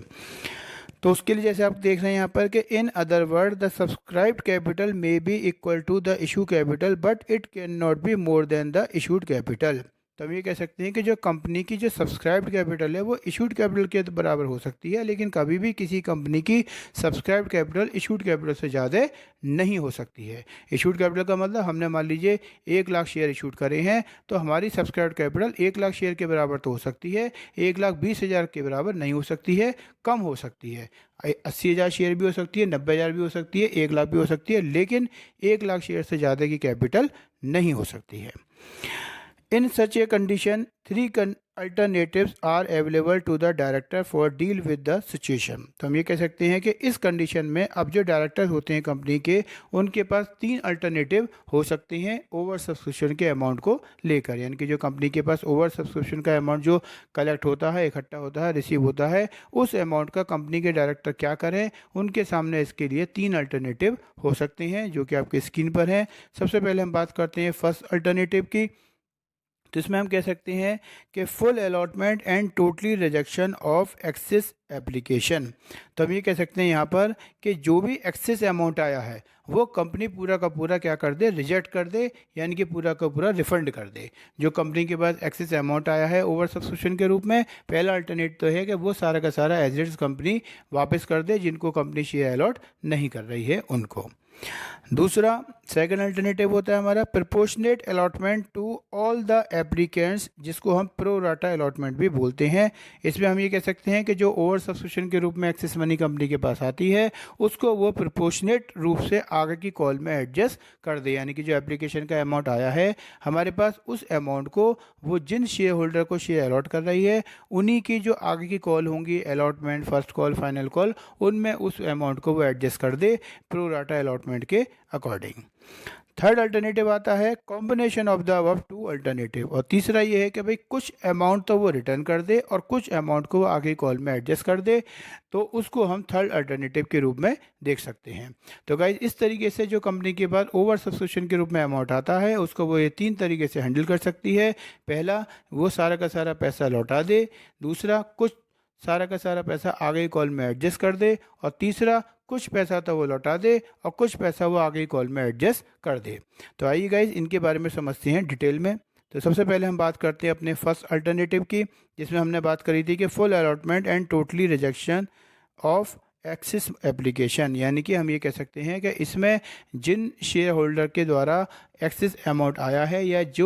जिन शेयर्स को कंपनी जिन शेयर होल्डर को कंपनी शेयर अलॉट नहीं करती है या उनका जो एक्सेस मनी के रूप में पैसा कंपनी के पास आता है वो उस पैसे को पूरा का पूरा लौटा देती है। जिसके लिए when the director decide to fully accept some application and totally reject the excess application, the application money receive from rejected application is fully refunded. तो हम ये कह सकते हैं कि जैसे डायरेक्टर ने जिन शेयर होल्डर को जो नंबर ऑफ शेयर अलॉट करे हैं, अब उनको केवल उसी अमाउंट को कंपनी लेगी जितने शेयर उनको अलॉट कर रही है, और उसके ऊपर का जो अमाउंट होगा उस कंपनी को वो वापस कंपनी उन शेयर होल्डर को वो वापस कर देगी। मान लीजिए एक शेयर होल्डर है एक्स ने को कंपनी ने 100 शेयर अलॉट करे, लेकिन उसने 120 शेयर का अमाउंट कंपनी को दिया था। तो कंपनी क्या करेगी कि जो 100 शेयर कंपनी ने उसको अलॉट करे हैं तो 100 शेयर का तो वो अमाउंट अपने पास रख लेगी, और बाकी जो 20 शेयर का एक्सेस मनी उस शेयर होल्डर से कंपनी को मिला था उसको वो वापस कर देगी उस पर्टिकुलर शेयर होल्डर को जिसने उसको एक्सेस मनी के रूप में कंपनी को पैसा दिया था। तो हम ये कह सकते हैं कि फर्स्ट कंडीशन में जितने शेयर हमने पर्टिकुलर किसी शेयर होल्डर को अलॉट करे हैं केवल उतने ही शेयर का अमाउंट उस शेयर होल्डर से लिया जाएगा, और बाकी जो एक्सेस मनी होगी उसको उन शेयर होल्डर को वापस कर दिया जाएगा। जिसके लिए हमारे पास एक एंट्री बन सकती है, on excess money of share application are fully refunded. तो एप्लीकेशन की जो कंडीशन है उसके अकॉर्डिंग इसकी जो जनरल एंट्री है वो बनती है हमारी, share application account debit to share capital account to bank account being application money transfer to share capital and excess money of share application refunded. तो हम ये कह सकते हैं कि उस कंडीशन में जितने शेयर अलॉट करें हमने शेयर होल्डर को उतना अमाउंट तो हम लेंगे, बाकी का पैसा हम रिफ़ंड कर देंगे। तो जो पैसा हम लेके रखेंगे उसके लिए तो हो जाती है share application account debit to share capital, और जो अमाउंट हमने रिफ़ंड कर दिया उसमें हम टू बैंक को क्रेडिट कर देते हैं। तो गाइस नेक्स्ट आता है हमारा सेकंड अल्टरनेटिव, जिसमें हम बात करते हैं proportionate allotment to all the applicants pro rata allotment. तो जो सेकंड अल्टरनेटिव है, जैसा आपको पता है कि इसमें कंपनी क्या करती है कि जो एक्सेस पैसा आता है शेयर होल्डर से तो उनका जो एक्सेस अमाउंट होता है वो उन्हीं की जो आगे की जो कॉल होती हैं जैसे allotment, first call, final call या अदर कॉल्स, उनमें वो उस पैसे को एडजस्ट कर देती है। यानी कि जो उनका एक्सेस मनी आई हुई रखी होती है पहले वो उस अमाउंट को एडजस्ट करती है, और बाकी जो बैलेंस बचता है उस अमाउंट के लिए वो फिर उस शेयर होल्डर को कॉल करती है और उनसे वो बकाया हुआ पैसा लेती है। तो जिसका कंसेप्ट में हम देख सकते हैं कि proportionate allotment to the all the applicants pro rata allotment, यानी कि यहाँ पर हम कह सकते हैं कि जो कंपनी होती है वो अपने शेयर होल्डर को प्रोपोर्शनेट रेट से अमाउंट को अलॉट या एडजस्ट करती है। जिसमें हम कह सकते हैं कि when the director opt to make a proportionate allotment to all the applicants, यानी कि यहाँ पर जो डायरेक्टर होते हैं कंपनी के वो एक विकल्प चुनते हैं, वो ये जो एक विकल्प चुनकर जो हमारे एप्लीकेंट्स होते हैं, जो शेयर होल्डर होते हैं, उनको वो एक चॉइस के रूप में रखते हैं कॉल्ड प्रो राटा अलॉटमेंट, यानी कि उनको वो प्रो राटा अलॉटमेंट के रूप में उस अमाउंट को वो एडजस्ट करते हैं। The excess application money received is normally adjusted toward the amount due on allotment। तो ये कह सकते हैं हम कि जो हमारे पास एक्सेस मनी रिसीव होती है उस अमाउंट को हम एडजस्ट कर देते हैं उनकी बाकी की कॉल के कंसर्न में। In case, however, the excess application money received is more than the amount due on allotment of share, such excess money either be refunded or credited to call paid in advance. तो हम ये कह सकते हैं यहाँ पर कि जो एक्सेस मनी के रूप में जो पैसा हमारे पास इकट्ठा होता है, जो आता है, उसको हम एडवांस के रूप में आगे ही कॉल में एडजस्ट कर देते हैं, या एक कॉल्स इन एडवांस के नाम से उसकी एंट्री करके आगे ही कॉल में उसको अमाउंट को ट्रांसफ़र कर देते हैं। इसका एक हम एक्सप्लेनेशन आपको दे सकते हैं, जैसे हम देख रहे हैं अपनी स्क्रीन पर कि in the event of application of for 20,000 share being invite and those receive are for 25,000 share. तो हम ये कह सकते हैं कि मान लीजिए हमने जो एप्लीकेंट्स को जो शेयर अलॉट करे थे या एप्लीकेशन जो हमने इशू करी थी अपनी वो 20,000 शेयर की करी थी, और उसके अगेंस्ट पब्लिक से जो हमें पैसा मिल गया वो हमें 25,000 शेयर का मिला। It is decided by the director to allot share in the ratio of 4:5 to all applicants। तो अब यहाँ पे जो एक्सेस मनी आया है तो उसको उन्होंने डायरेक्टर ने क्या करा, उस एक्सेस मनी को 4:5 यानी कि 20,000 और 25,000 का अगर रेशो निकालोगे तो ये हो जाएगा 20 और 25 यानी कि 4:5, यानी कि जो एक्स्ट्रा अमाउंट जो कंपनी के पास एक्सेस मनी के रूप में कलेक्ट हुआ है उस अमाउंट को 4:5 के रूप में वो एडजस्ट कर देगी, यानी कि जो एक्सेस मनी आई है उसको उन शेयर होल्डर के आगे कॉल में एडजस्ट कर लेगी। It is a case of pro rata allotment and the excess application money received on 5,000 share would be adjusted toward the amount due on allotment of 20,000 share। तो हम ये कह सकते हैं एक तरीके से कि क्योंकि जो एप्लीकेशन पे हमें अमाउंट रिसीव होता है, क्योंकि या ये कह सकते हैं कि जो ओवर सब्सक्रिप्शन का हमें एक्सेस अमाउंट रिसीव होता है वो एप्लीकेशन पे होता है, और एप्लीकेशन के बाद ही फिर हम allotment, first call, final call की एंट्री बनाते हैं। तो अगर मान लीजिए हमने 20,000 शेयर का को इशू किया और उसके बदले में हम पे 25,000 शेयर का पैसा आ गया। तो जो 25,000 शेयर का पैसा आया है वो हम उन्हीं 20,000 शेयर होल्डर को अलॉट करेंगे और उनका जो एक्सेस मनी है एप्लीकेशन पर उस अमाउंट को फिर हम उसके बाद जो अलॉटमेंट पे उनसे पैसा मांगेंगे उसमें हम एडजस्ट कर देंगे। इसको आप ऐसे समझ सकते हैं कि मान लीजिए कंपनी की एप्लीकेशन 5 रुपये की है और अलॉटमेंट उसकी 4 रुपये की है। कंपनी ने 20,000 शेयर अलॉट करे तो 20,000 का मतलब 20,000 इंटू 5, क्योंकि एप्लीकेशन हम 5 के लेके चल रहे हैं, यहाँ हो जाता है हमारा 1,00,000 रुपये का।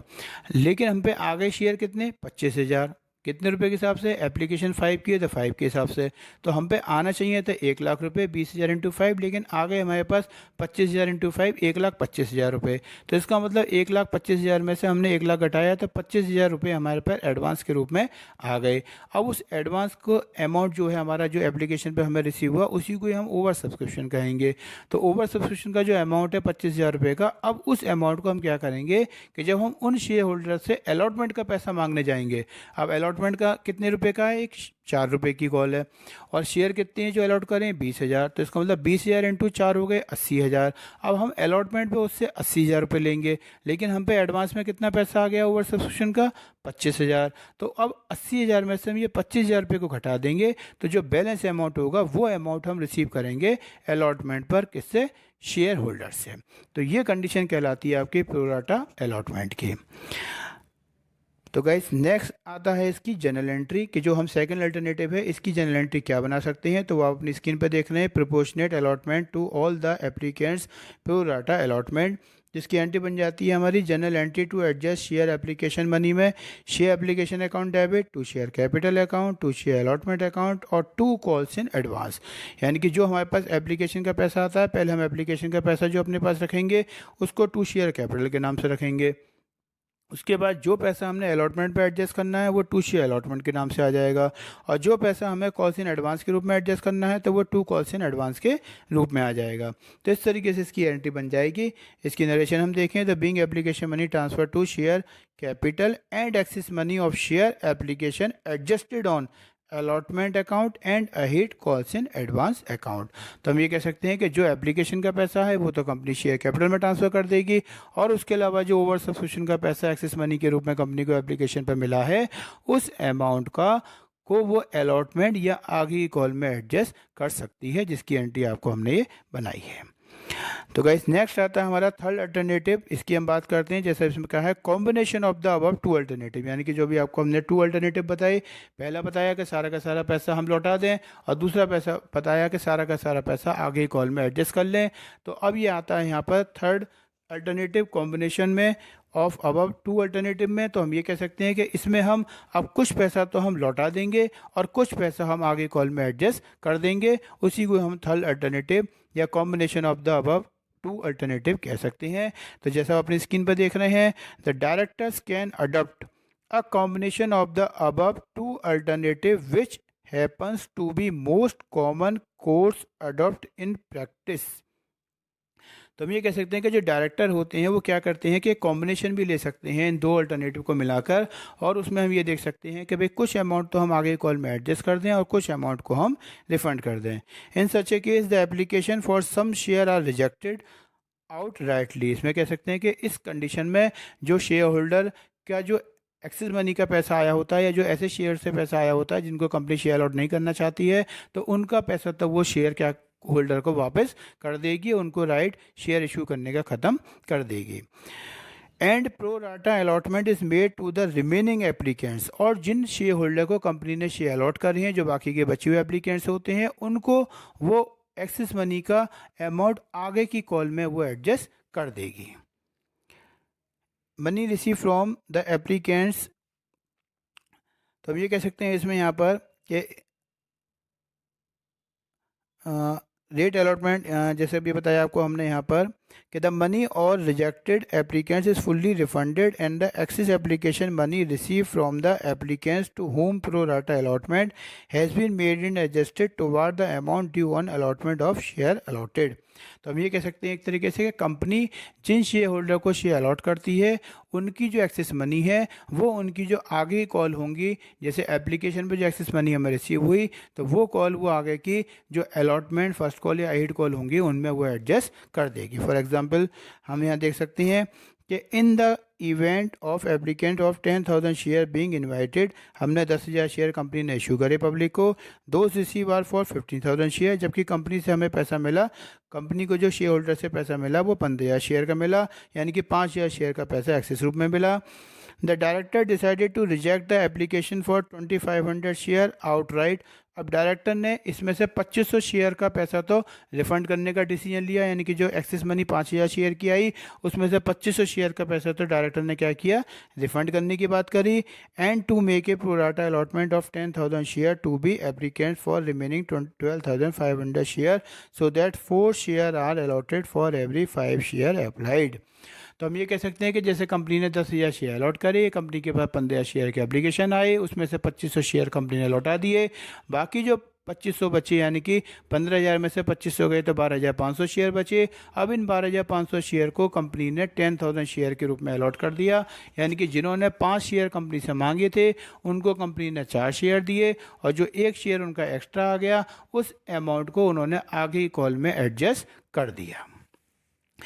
In this case, the money of application for 12,500 share, 10,000 share, 2,500 share would be adjusted against the allotment amount due on 10,000 share allotted and credited to the share allotment account. तो हम ये कह सकते हैं कि अब ये जो 2,500 शेयर का एक्सेस मनी के रूप में कंपनी के पास अमाउंट आया है, इस अमाउंट को वो जब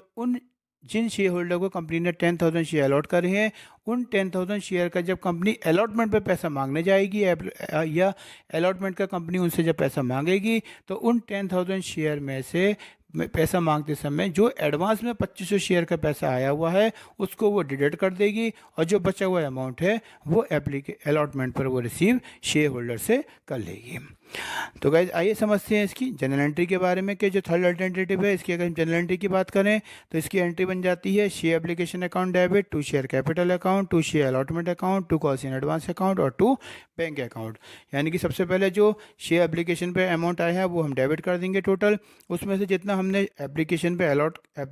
अलॉट किया है शेयर को, उन शेयर होल्डर का एप्लीकेशन के अमाउंट के लिए टू शेयर कैपिटल के अमाउंट से एंट्री कर देंगे। उसके बाद जितना पैसा हमने अलॉटमेंट पे एडजस्ट करा है उसको टू शेयर अलॉटमेंट के नाम से लिख देंगे। जो पैसा हमने फर्स्ट फाइनल कॉल पे के लिए एडवांस में रख लिया अपने पास उसे कॉल्स इन एडवांस के नाम से लिखेंगे, और जो पैसा हमने बिल्कुल अलॉट नहीं करा शेयर होल्डर को, यानी कि जिन शेयर होल्डर को पूरा का पूरा पैसा लौटा दिया गया, उसको टू बैंक के नाम से एंट्री कर देंगे। तो इसकी एंट्री बन जाती है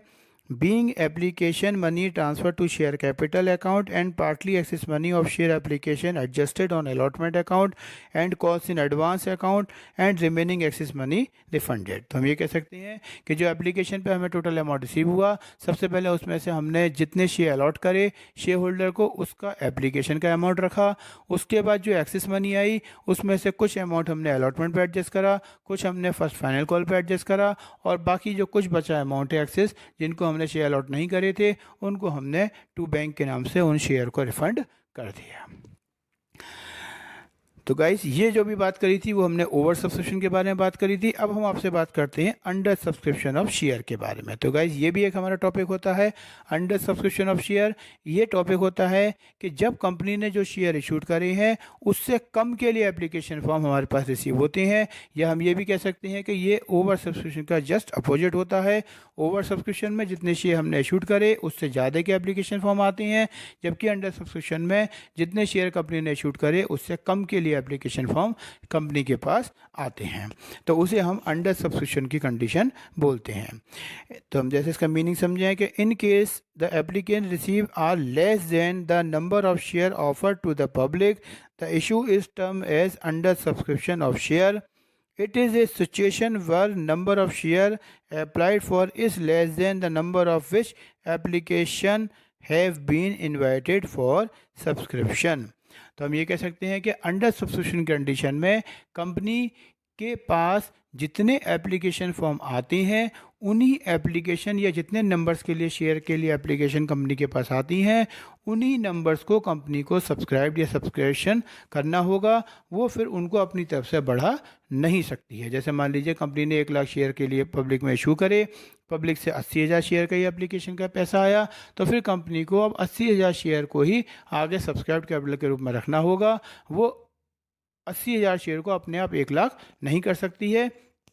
क्योंकि एक्सेस मनी आने पर तो कंपनी को ये राइट होता है कि वो उसको लौटा दे, लेकिन अगर कम अमाउंट आता है तो कंपनी के पास ऐसा कोई राइट नहीं है कि वो शेयर होल्डर से ज़बरदस्ती शेयर को इशू करके उनसे अमाउंट ले सके। तो इसकी एक हम एक्सप्लेनेशन देख लेते हैं। If a company offer 50,000 share for subscription to the public but the application were receive for 45,000 share only.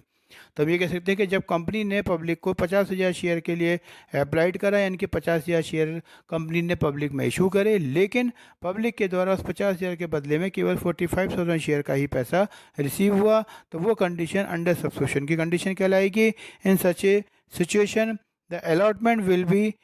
confined to 45,000 share are and entries shall be made accordingly। तो हम ये कह सकते हैं यहाँ पर कि जब कंपनी के पास अंडर सब्सक्रिप्शन की कंडीशन होगी तो जितने शेयर कंपनी के पास रिसीव हुए होते हैं उन्हीं नंबर ऑफ शेयर से अब आगे की कंपनी अपनी पूरी प्रोसेस को पूरा करेगी, उन्हीं का अमाउंट रिसीव करेगी और उन्हीं के कंसर्न में जनरल एंट्री बनाएगी। गाइज इसी का एक टॉपिक आता है मिनिमम सब्सक्रिप्शन। तो हम इसमें बात करते हैं कि according to SEBI guidelines if a company does not receive minimum subscription such that it does not receive subscription for at least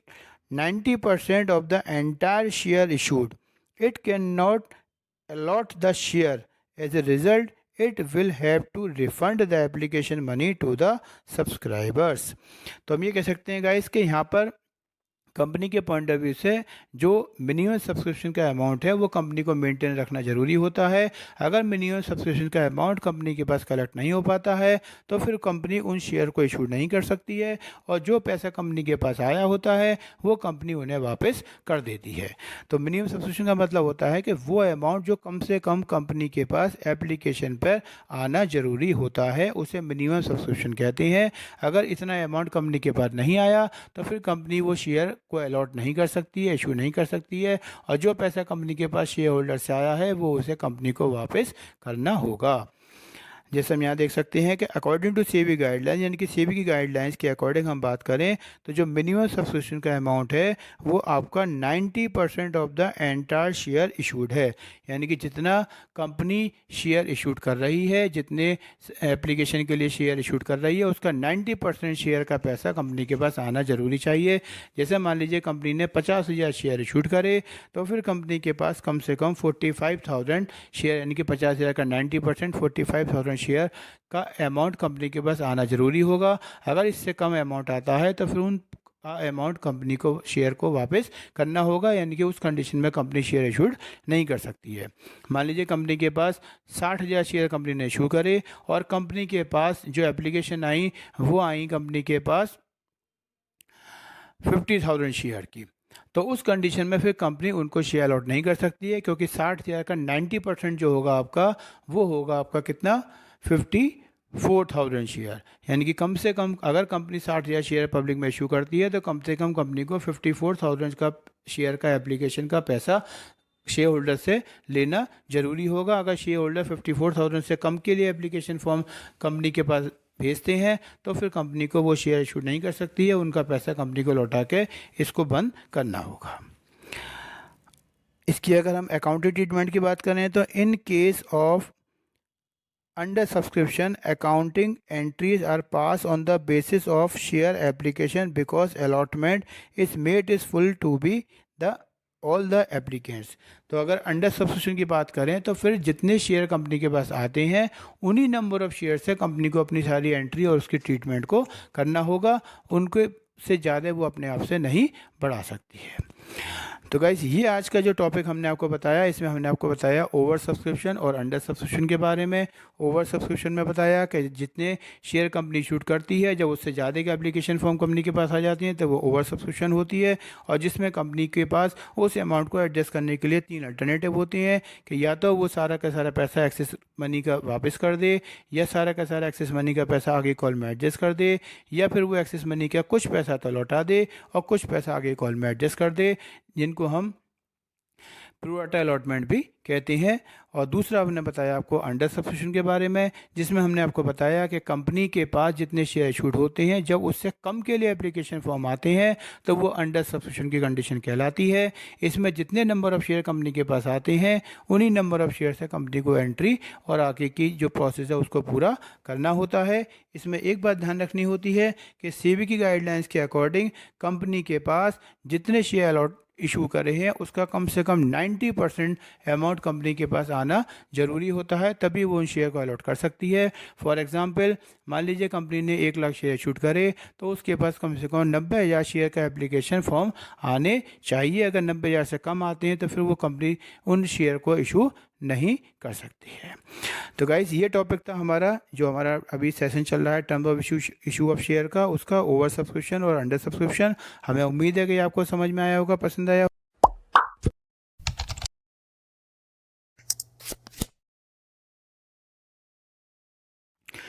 hello guys, आपका स्वागत है हमारे इस चैनल सिंगल कॉमर्स ई क्लासेस में। तो गाइज़ जैसे कि आपको पता है हमारा जो सेशन चल रहा है terms of issue of share का चल रहा है, और इसमें हमने आपके लिए लास्ट जो 8 वीडियो बनाई हैं वो हमारी प्लेलिस्ट पे आपको डिटेल में मिल सकती हैं। तो आज की इस वीडियो में हम आपके लिए लेके आए हैं इशू ऑफ शेयर का एक topic, issue of share for a consideration other than cash. यानी कि हम यहाँ बात करेंगे कि जब एक कंपनी अपने शेयर को इशू करती है लेकिन वो इशू करने का जो पर्पज़ होता है वो कैश में अमाउंट को रिसीव ना करना होकर बल्कि अदर देन कैश के पर्पज़ से उसको किया जाता है। तो गाइज आज के इस वीडियो में हम बात करेंगे कि जब एक कंपनी अपने शेयर को अदर देन कैश के लिए इशू करती है तो वो किस किस कंडीशन में इशू कर सकती है और उसके कंसर्ट के लिए कौन कौन सी जनरल एंट्रीज बन सकती हैं। तो आज की इस वीडियो में आपके लिए पूरी डिटेल में हम आपको इसकी नॉलेज देंगे। तो आप इसकी पूरी नॉलेज लेने के लिए इस वीडियो को लास्ट तक देखें और इस नॉलेज को अपने लिए काम में ले सकें। तो गाइस सबसे पहले हम बात करते हैं इसके मीनिंग की। तो आप जैसे देख लें अपनी स्क्रीन पर कि it is not necessary to issue of share for cash only, यानी कि हम ये कह सकते हैं कंपनी के लिए आवश्यक नहीं है कि अपने शेयर को केवल कैश के लिए ही इशू करे। It can be issue for a consideration other than cash, वह चाहे तो अपने शेयर को अदर देन कैश के लिए भी इशू कर सकती है। यानी कि जब अदर देन कैश का कॉन्सेप्ट हो जाता है कि जब अपने शेयर को कंपनी पब्लिक को इशू करती है और उसके बदले में कैश में पैसा ना लेकर अदर कोई असेट्स, बिजनेस या कोई सर्विस का पेमेंट करने के लिए वो इसका यूज़ कर सकती है। It can be issued for a consideration other than cash. Company may issue share for consideration other than cash, such as against purchase of an assets or purchase of business और service taken ETC। तो हम यहाँ ये कह सकते हैं कि जब कंपनी अपने शेयर को पब्लिक को इशू इस पर्पज से करती है कि उसके बदले में वो किसी असेट्स को परचेज करे या किसी बिजनेस को परचेज करे या फिर किसी सर्विस का प्रोवाइड करने के बदले में उनको शेयर इशू करें, तो उसके लिए हम अदर देन कैश का यूज़ करते हैं। तो गाइज हम बात करते हैं a company can issue of share for a consideration other than cash of the following terms. तो हम ये कह सकते हैं कि भाई एक कंपनी जब अपने शेयर को अदर देन कैश के पर्पज से इशू करती है तो उसकी कौन कौन सी टर्म्स हो सकती हैं। तो इसमें आपके सामने हमने 3 टर्म्स बताई हैं, जिसमें सबसे पहले है issue of share to vendor, यानी कि जब कंपनी अपने शेयर वेंडर्स को इशू करती है। तो जो वेंडर को इशू करती है तो वेंडर को इशू करने का पर्पज़ होता है first on purchase of assets, यानी कि जब कंपनी ने कोई वेंडर से कोई असेट्स परचेज करी हो, या second on purchase of business, या उसने कोई बिजनेस ही पूरा का पूरा परचेज किया हो तो उसके कंसर्न में फिर जो उसको कंसिडरेशन के रूप में जो अमाउंट पे किया जाता है तो वो कैश में पे ना करके शेयर के रूप में इशू किया जाता है, तो उसी को हम अदर देन कैश कहते हैं। सेकंड हम कह सकते हैं issue of share to promoters, जो कंपनी के प्रमोटर्स होते हैं, जब कंपनी उनको उनके सर्विस के बदले में रेमुनेशन के रूप में उनको शेयर इशू करती है तो उसकी कंडीशन को कहते हैं issue of share to promoters. और थर्ड आता है आपका issue of share to underwriters, जो कंपनी के अंडर राइटर्स होते हैं तो उनको जब कंपनी कोई शेयर इशू करती है तो उसके लिए फिर उनको issue of share to underwriters कहते हैं। तो आइए इनको समझते हैं डिटेल में। जैसा कि आप अपनी स्क्रीन पर देख रहे हैं, सबसे पहले हम बात करते हैं for a consideration other than cash में। In such a case the following journal entries are required for the purpose. तो हम ये कह सकते हैं कि इस कंसर्न में जो जनरल एंट्रीज होती हैं वो कौन कौन सी बनाई जाती हैं वो आपके सामने है। सबसे पहले हम बात करते हैं issue of share to vendor की, यानी कि जब हम शेयर वेंडर को इशू करते हैं तो उसको इशू करने के कंसर्न में हमें उससे पहले कोई असेट्स या बिजनेस को परचेस करना होता है, तो पहले हमें उसकी एंट्री बनानी होती है, उसके बाद हम शेयर को इशू करने की एंट्री को बनाते हैं। तो सबसे पहले हम बनाते हैं ऑन परचेज ऑफ असेट्स, जिसकी आप अपनी एंट्री देख रहे हैं, assets account debit to vendor. तो ये एंट्री बनती है जब हम किसी वेंडर से कोई असेट्स खरीदते हैं, यानी कि जब कोई कंपनी किसी वेंडर से कोई असेट्स को परचेज करती है तो उसके लिए वो एंट्री बनाती है, assets account debit to vendor being assets purchase from vendor. दूसरा, अगर वो असेट्स की जगह किसी बिजनेस को परचेज करती है तब उस कंडीशन में एंट्री बनती है assets account debit to sundry liabilities और टू वेंडर। इसके अलावा गाइस आप इस एंट्री में देख रहे हैं कि इसमें दो चीज़ें दी हैं हमें, गुडविल अकाउंट और कैपिटल रिजर्व। तो ये दोनों चीज़ें होती हैं तब जब क्वेश्चन के अंदर आपको परचेज कंसिडरेशन का अमाउंट दिया हुआ हो और अगर आपने जो पेमेंट किया है वो उसकी असेट्स की वैल्यू से ज़्यादा पेमेंट किया है तो उसके डिफरेंस को हम गुडविल के नाम से डेबिट करते हैं। और जो आपने बिजनेस खरीदा है यानी कि असेट्स खरीदी है और उसकी लायबिलिटीज़ को घटाने के बाद जो अमाउंट बचता है, अगर वो अमाउंट से आप कम के पेमेंट करते हैं, परचेज कंसिडरेशन की राशि उससे कम होती है, तो उसके डिफरेंस को हम कैपिटल रिजर्व कहते हैं। तो हम ये कह सकते हैं कि जब कोई असेट्स की वैल्यू या ये कहें कि जब किसी बिजनेस की वैल्यू से ज़्यादा आप परचेज कंसिडरेशन का अमाउंट पे करते हैं तो डिफरेंस को गुडविल के नाम से लिखेंगे, और जब आप किसी बिजनेस की वैल्यू से कम के शेयर को इशू करते हैं परचेज कंसिडरेशन के रूप में तब उसके डिफरेंस को आप कैपिटल रिजर्व लिखेंगे। गुडविल को हम हमेशा डेबिट में लिखते हैं और कैपिटल रिजर्व को हमेशा क्रेडिट में लिखते हैं। तो एक एंट्री में या तो गुडविल ही होगी या कैपिटल रिजर्व होगा, दोनों कभी एक साथ नहीं आते हैं। तो हम इसमें बात करते हैं, आपकी एंट्री बन जाएगी ऑन परचेज ऑफ बिजनेस के लिए assets account debit, goodwill account debit to sundry liabilities to vendor और टू कैपिटल रिजर्व। गुडविल और कैपिटल रिजर्व में से कोई एक अमाउंट ही आपको इसमें लिखना होगा। तो इसके बाद हम बात करते हैं सेकंड आपसे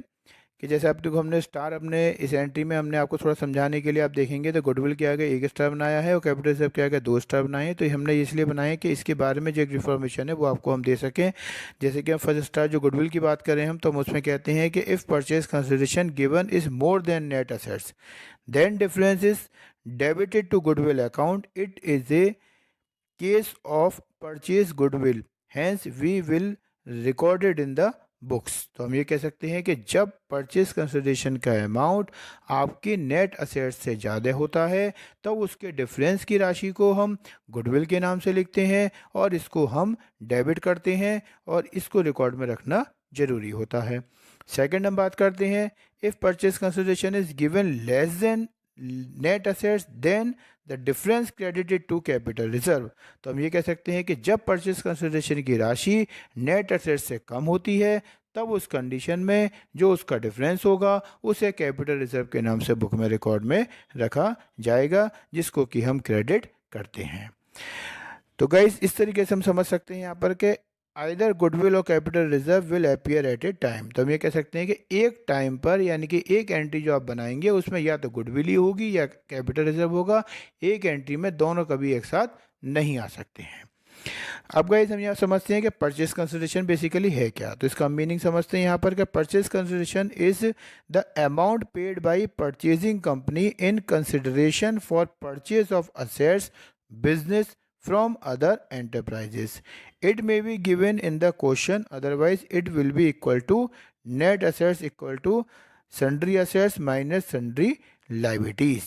तो हम ये कह सकते हैं कि जनरली परचेज कंसिडरेशन वो अमाउंट होता है जो हम किसी असेट्स या बिजनेस को परचेज करने के कंसर्न में हम वेंडर को पे करते हैं। तो या तो ये बुक में आपको क्वेश्चन में दिया हुआ होगा परचेज कंसिडरेशन का अमाउंट, और अगर ये किसी बुक में आपको नहीं दिया है तो इसको निकालने का एक फॉर्मूला हो जाता है sundry assets minus sundry liabilities, यानी कि नेट असेट्स निकालेंगे हम sundry assets minus sundry liabilities. तो ये नेट असेट्स जो होती है जब कुछ नहीं कहता है तो इसी को हम परचेज कंसिडरेशन मान लेते हैं। अगर क्वेश्चन में आपको परचेज कंसिडरेशन का अमाउंट निकला हुआ नहीं दिया है या गिवन नहीं है तो उस कंडीशन में आप ये मानिए कि जो आपने असेट्स या बिजनेस परचेज किया है उसी का बैलेंस आप पे करेंगे। तो उस कंडीशन में गुडविल और कैपिटल रिजर्व आपकी इसमें निकल कर नहीं आएगी। गुडविल और कैपिटल रिजर्व तभी निकल के आती है जब क्वेश्चन में आपको परचेज कंसिडरेशन का अमाउंट गिवन होता है। तो गाइस नेक्स्ट बात करते हैं हम इसमें payment made to vendor by issue of share, यानी कि हम यहाँ बात कर रहे हैं इसमें payment made to vendor by issue of share.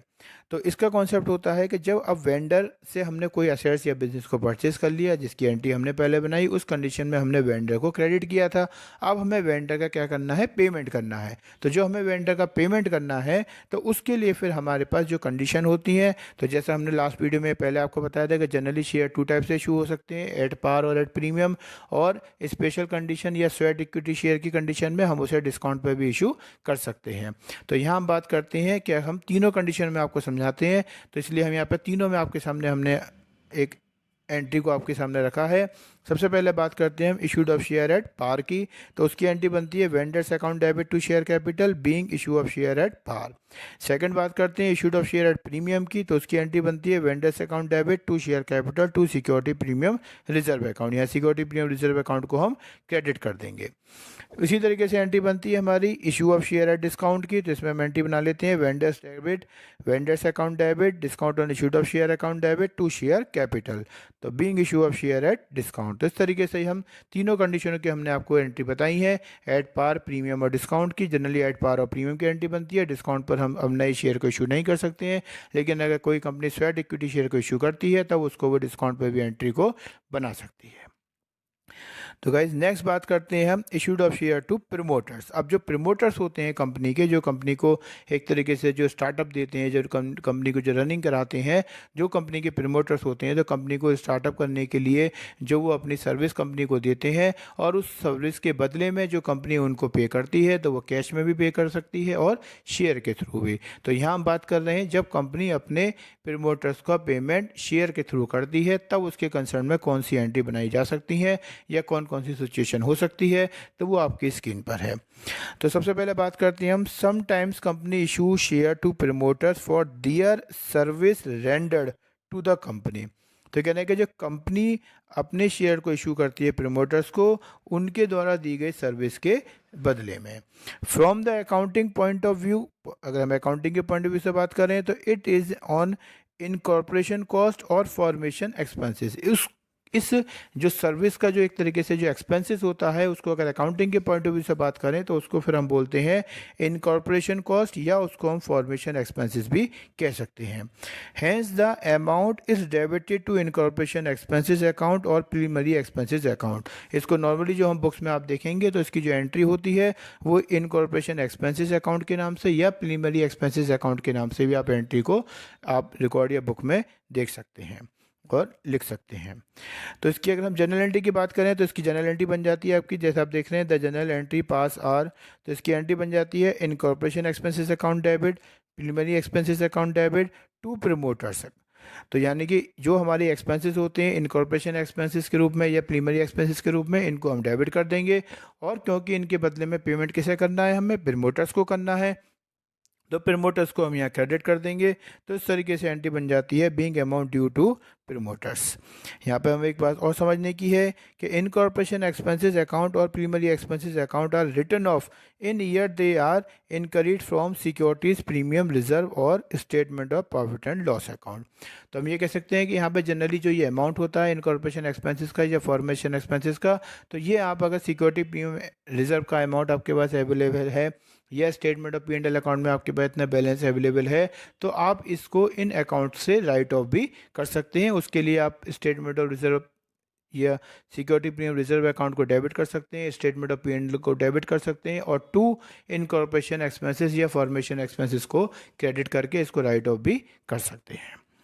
तो गाइस नेक्स्ट इसकी बात आती है कि जो हम प्रमोटर्स होते हैं अब उनको जो हम पेमेंट करते हैं तो वो किस तरीके से कर सकते हैं। तो यहाँ भी आपको बताना चाहते हैं कि जो प्रमोटर्स होते हैं उनको आप 3 तरीके से पेमेंट कर सकते हैं, issued at par, issued at premium और इशूड एट डिस्काउंट। तो जनरली नई कंपनी अपने शेयर्स को डिस्काउंट पर इशू नहीं कर सकती है, लेकिन स्वेट इक्विटी शेयर को वो अपने डिस्काउंट पर इशू कर सकती है। तो उसके लिए एंट्री बन जाती है, अगर आप पार पे इशू होते हैं तो promoters debit to share capital account being share issue to promoter at par, premium पर है तो promoters debit to share capital account to security premium reserve account being share issue to promoters at premium. और अगर discount की बात करें तो हम ये कह सकते हैं कि promoters debit discount on issued of share account debit to share capital being share issue to promoters at discount. तो इस तरीके से हम इनको तीनों कंडीशनों में इसको इशू कर सकते हैं। इसके अलावा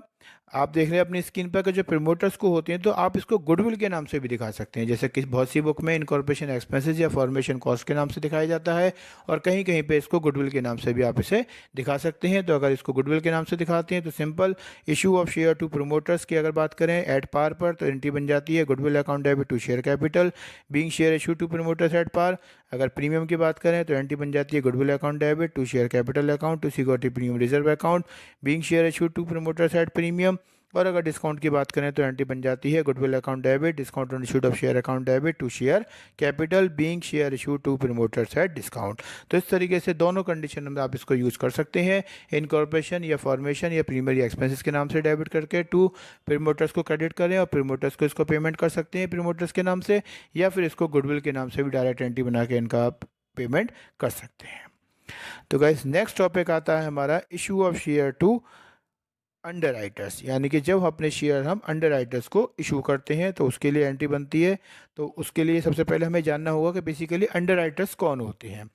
तो गाइस जैसे हम बात कर रहे हैं यहाँ पर स्क्रीन पे आप देख रहे हैं कि underwriting means a contract by which a person known as underwriter. तो हम कह सकते हैं कि अंडर राइटिंग का मतलब होता है एक तरीके से कि वो पर्सन जो कि कंपनी के साथ एक कॉन्ट्रैक्ट करता है उसको हम अंडरराइटर कहते हैं। Agrees usually for commission to take the share not subscribe by public, और जो शेयर पब्लिक के द्वारा नहीं लिए जाते हैं उनको इसको लेने होते हैं जिसके बदले में ये कमीशन लेते हैं। The company may issue share to underwriters instead of paying the commission in cash. तो ये कह सकते हैं हम कि कंपनी अपने अंडरराइटर्स जो होते हैं उनका कमीशन का पेमेंट कैश के अलावा भी शेयर के रूप में कर सकती है। तो उसके कंसर्न में कौन सी एंट्री बनेगी? तो इन शॉर्ट हम कहें तो अंडरराइटर्स का मतलब हुआ अंडरराइटर्स वो पर्सन होते हैं जो कि कंपनी और पब्लिक के बीच में एक तरीके से एजेंट या ब्रोकर का काम करते हैं। इनका काम ये है कि ये कंपनी से शेयर लेते हैं और पब्लिक को शेयर देते हैं, और जो शेयर पब्लिक के द्वारा नहीं लिए जाते हैं जिनका इनका कॉन्ट्रैक्ट एग्रीमेंट के अकॉर्डिंग, तो बचे हुए शेयर को इनको खुद को लेना होता है। जैसे मान लीजिए किसी अंडरराइटर ने किसी कंपनी के साथ 10,000 शेयर का कॉन्ट्रैक्ट किया कि मैं आपकी कंपनी के 10,000 शेयर पब्लिक को इशू करवाऊंगा, और अगर मान लीजिए पब्लिक के द्वारा उन 10,000 शेयर में से 8,000 शेयर ही पब्लिक के द्वारा लिए गए और 2,000 शेयर नहीं लिए गए, तब उन 2,000 शेयर को इस अंडरराइटर को खुद लेना होगा, उसका पेमेंट इसे कंपनी को खुद करना होगा। कंपनी को यहाँ ये फ़ायदा होता है कि कंपनी अपने उन पर्टिकुलर शेयर के लिए इंश्योर्ड हो जाती है जो वो अंडरराइटर के थ्रू पब्लिक को इशू कराती है, क्योंकि अगर वो पब्लिक के द्वारा नहीं लिए जाते हैं तो वो शेयर फिर अंडरराइटर्स को देने पड़ते हैं। अंडरराइटर्स इसके बदले में कंपनी से कमीशन लेता है जिसको हम अंडरराइटिंग कमीशन के नाम से जानते हैं, या उसकी एंट्री हम अपनी बुक में करते हैं। तो उसके कंसर्न में जो जनरल एंट्री बनती है वो आपके सामने है। तो आप देख रहे हैं the general entry in this case are on underwriting commission due. तो सबसे पहले हम अंडर राइटिंग कमीशन के ड्यू की बात करते हैं, तो उसकी एंट्री बनती है underwriting commission account debit to underwriters account being amount of underwriting commission due. अब जो कि हम ये अंडर राइटर्स अकाउंट को हमने क्रेडिट किया है, तो अब हमें इसका पेमेंट करना होगा, और पेमेंट करने के लिए जो एंट्री बनेंगी तो वो आपके सामने स्क्रीन पर ये है on issue of share to underwriters, यानी कि जब कंपनी अपने शेयर अंडरराइटर्स को एज ए कमीशन के बदले में देती है तो उसके कंसर्न में जो एंट्री बनती हैं वो आपके सामने है। सबसे पहले हम बात करते हैं एट पार की। तो एट पार में इसकी एंट्री बनती है underwriters account debit to share capital account being issue of share to underwriters at par, यानी कि जो अंडरराइटर्स को हमने शेयर शूट करे हैं अगर वो पार पे करते हैं तो उसकी एंट्री बन जाती है underwriters account debit to share capital account being issue of share to underwriters at par. अगर हम प्रीमियम पे इसको इशू करते हैं तो एंट्री बन जाती है underwriters account debit to share capital account to security premium account being issue of share underwriters at premium. और अगर हम इसको डिस्काउंट पे इशू करते हैं तो उसकी एंट्री बन जाती है underwriters account debit discount on issued of share account debit to share capital account being issue of share to underwriters at discount. तो इस तरीके से ये हमारे जो अंडरराइटर्स होते हैं उनको हम उनके अंडरराइटिंग कमीशन के बदले में कंपनी जब शेयर इशू करती है तो वो अदर देन कैश की कंडीशन कहलाती है, जिसके कंसर्न में आपको हमने ये एंट्री बताई। तो गाइज इस तरीके से ये आज का हमारा टॉपिक था, जब अदर देन कैश के लिए, यानी कि जब कंपनी अपने शेयर को इशू तो करती है लेकिन उसके बदले में कैश में कोई अमाउंट ना लेकर अदर देन कैश के लिए वो इसको इशू करती है, तो उसके सामने 3 कंडीशन हो सकती हैं। पहला वो जो अपने शेयर को वेंडर को इशू करे, वेंडर को इशू करने के लिए या तो वेंडर से असेट्स खरीदती है या कोई बिजनेस खरीदती है। दूसरा, जब अपने शेयर को कंपनी प्रमोटर्स को उनकी सर्विस रेंडर्ड के बदले में इशू करती है, जिसको हम issue of share to promoters बोलते हैं। और तीसरा, जो कंपनी अपने शेयर को अंडरराइटर्स को इशू करती है उनके कमीशन के बदले में, जिसको हम issue of share to underwriters कहते हैं। तो गाइज, हमें उम्मीद है कि ये टॉपिक आपको समझ में आया होगा। अगर अब भी कोई डाउट प्रॉब्लम इस टॉपिक के कंसर्न में रह जाता है तो आप प्लीज़ हमें कमेंट में ज़रूर लिखें। अब ये हमारा थ्योरेटिकल सेशन चल रहा है, इसके बाद हम इन सब की न्यूमेरिकल आपको वीडियो भी बना कर देंगे ताकि आपको दोनों नॉलेज इसको प्रॉपर तरीके से आप इसको दे सकें, मिल सके। गाइज, एक इन्फॉर्मेशन आपको देनी है, हमने अपने चैनल पे एक प्लेलिस्ट बना रखी है जो कि है कंपनी अकाउंट के नाम से। उसमें आपको जो भी हमारी टर्म्स ऑफ इशू या कंपनी के रिलेटेड जो भी वीडियोस हैं वो आपको सीक्वेंस में सब मिल जाएंगी। अगर कोई वीडियो आपके बीच में छूट गई है तो आप उसको सीक्वेंस में देख सकते हैं और सारी इन्फॉर्मेशन अपने पास नोट करके रख सकते हैं ताकि वो आपके लिए बहुत यूज़फुल रहे। हमने जो इन्फॉर्मेशन कलेक्ट की है वो हमने इस पर्पज़ से कलेक्ट की है कि वो आपको थ्योरी और न्यूमेरिकल दोनों में फ़ायदेमंद हो।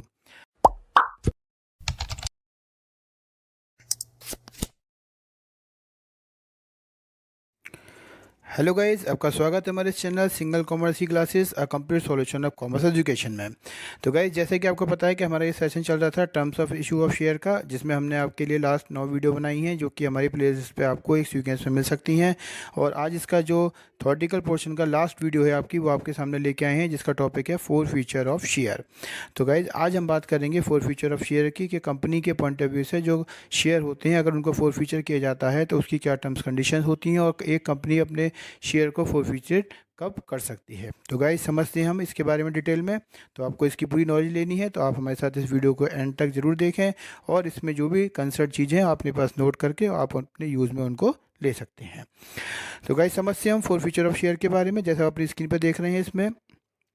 कि when any shareholder does not pay his dues of allotment money and call money on due date, then the company is provided grace period of 14 days to the shareholder, and if the shareholder does not pay his remaining amount of calls after completing the grace period, hence the company has right to seize the share, and the process of seize of share is called 4 feature of share.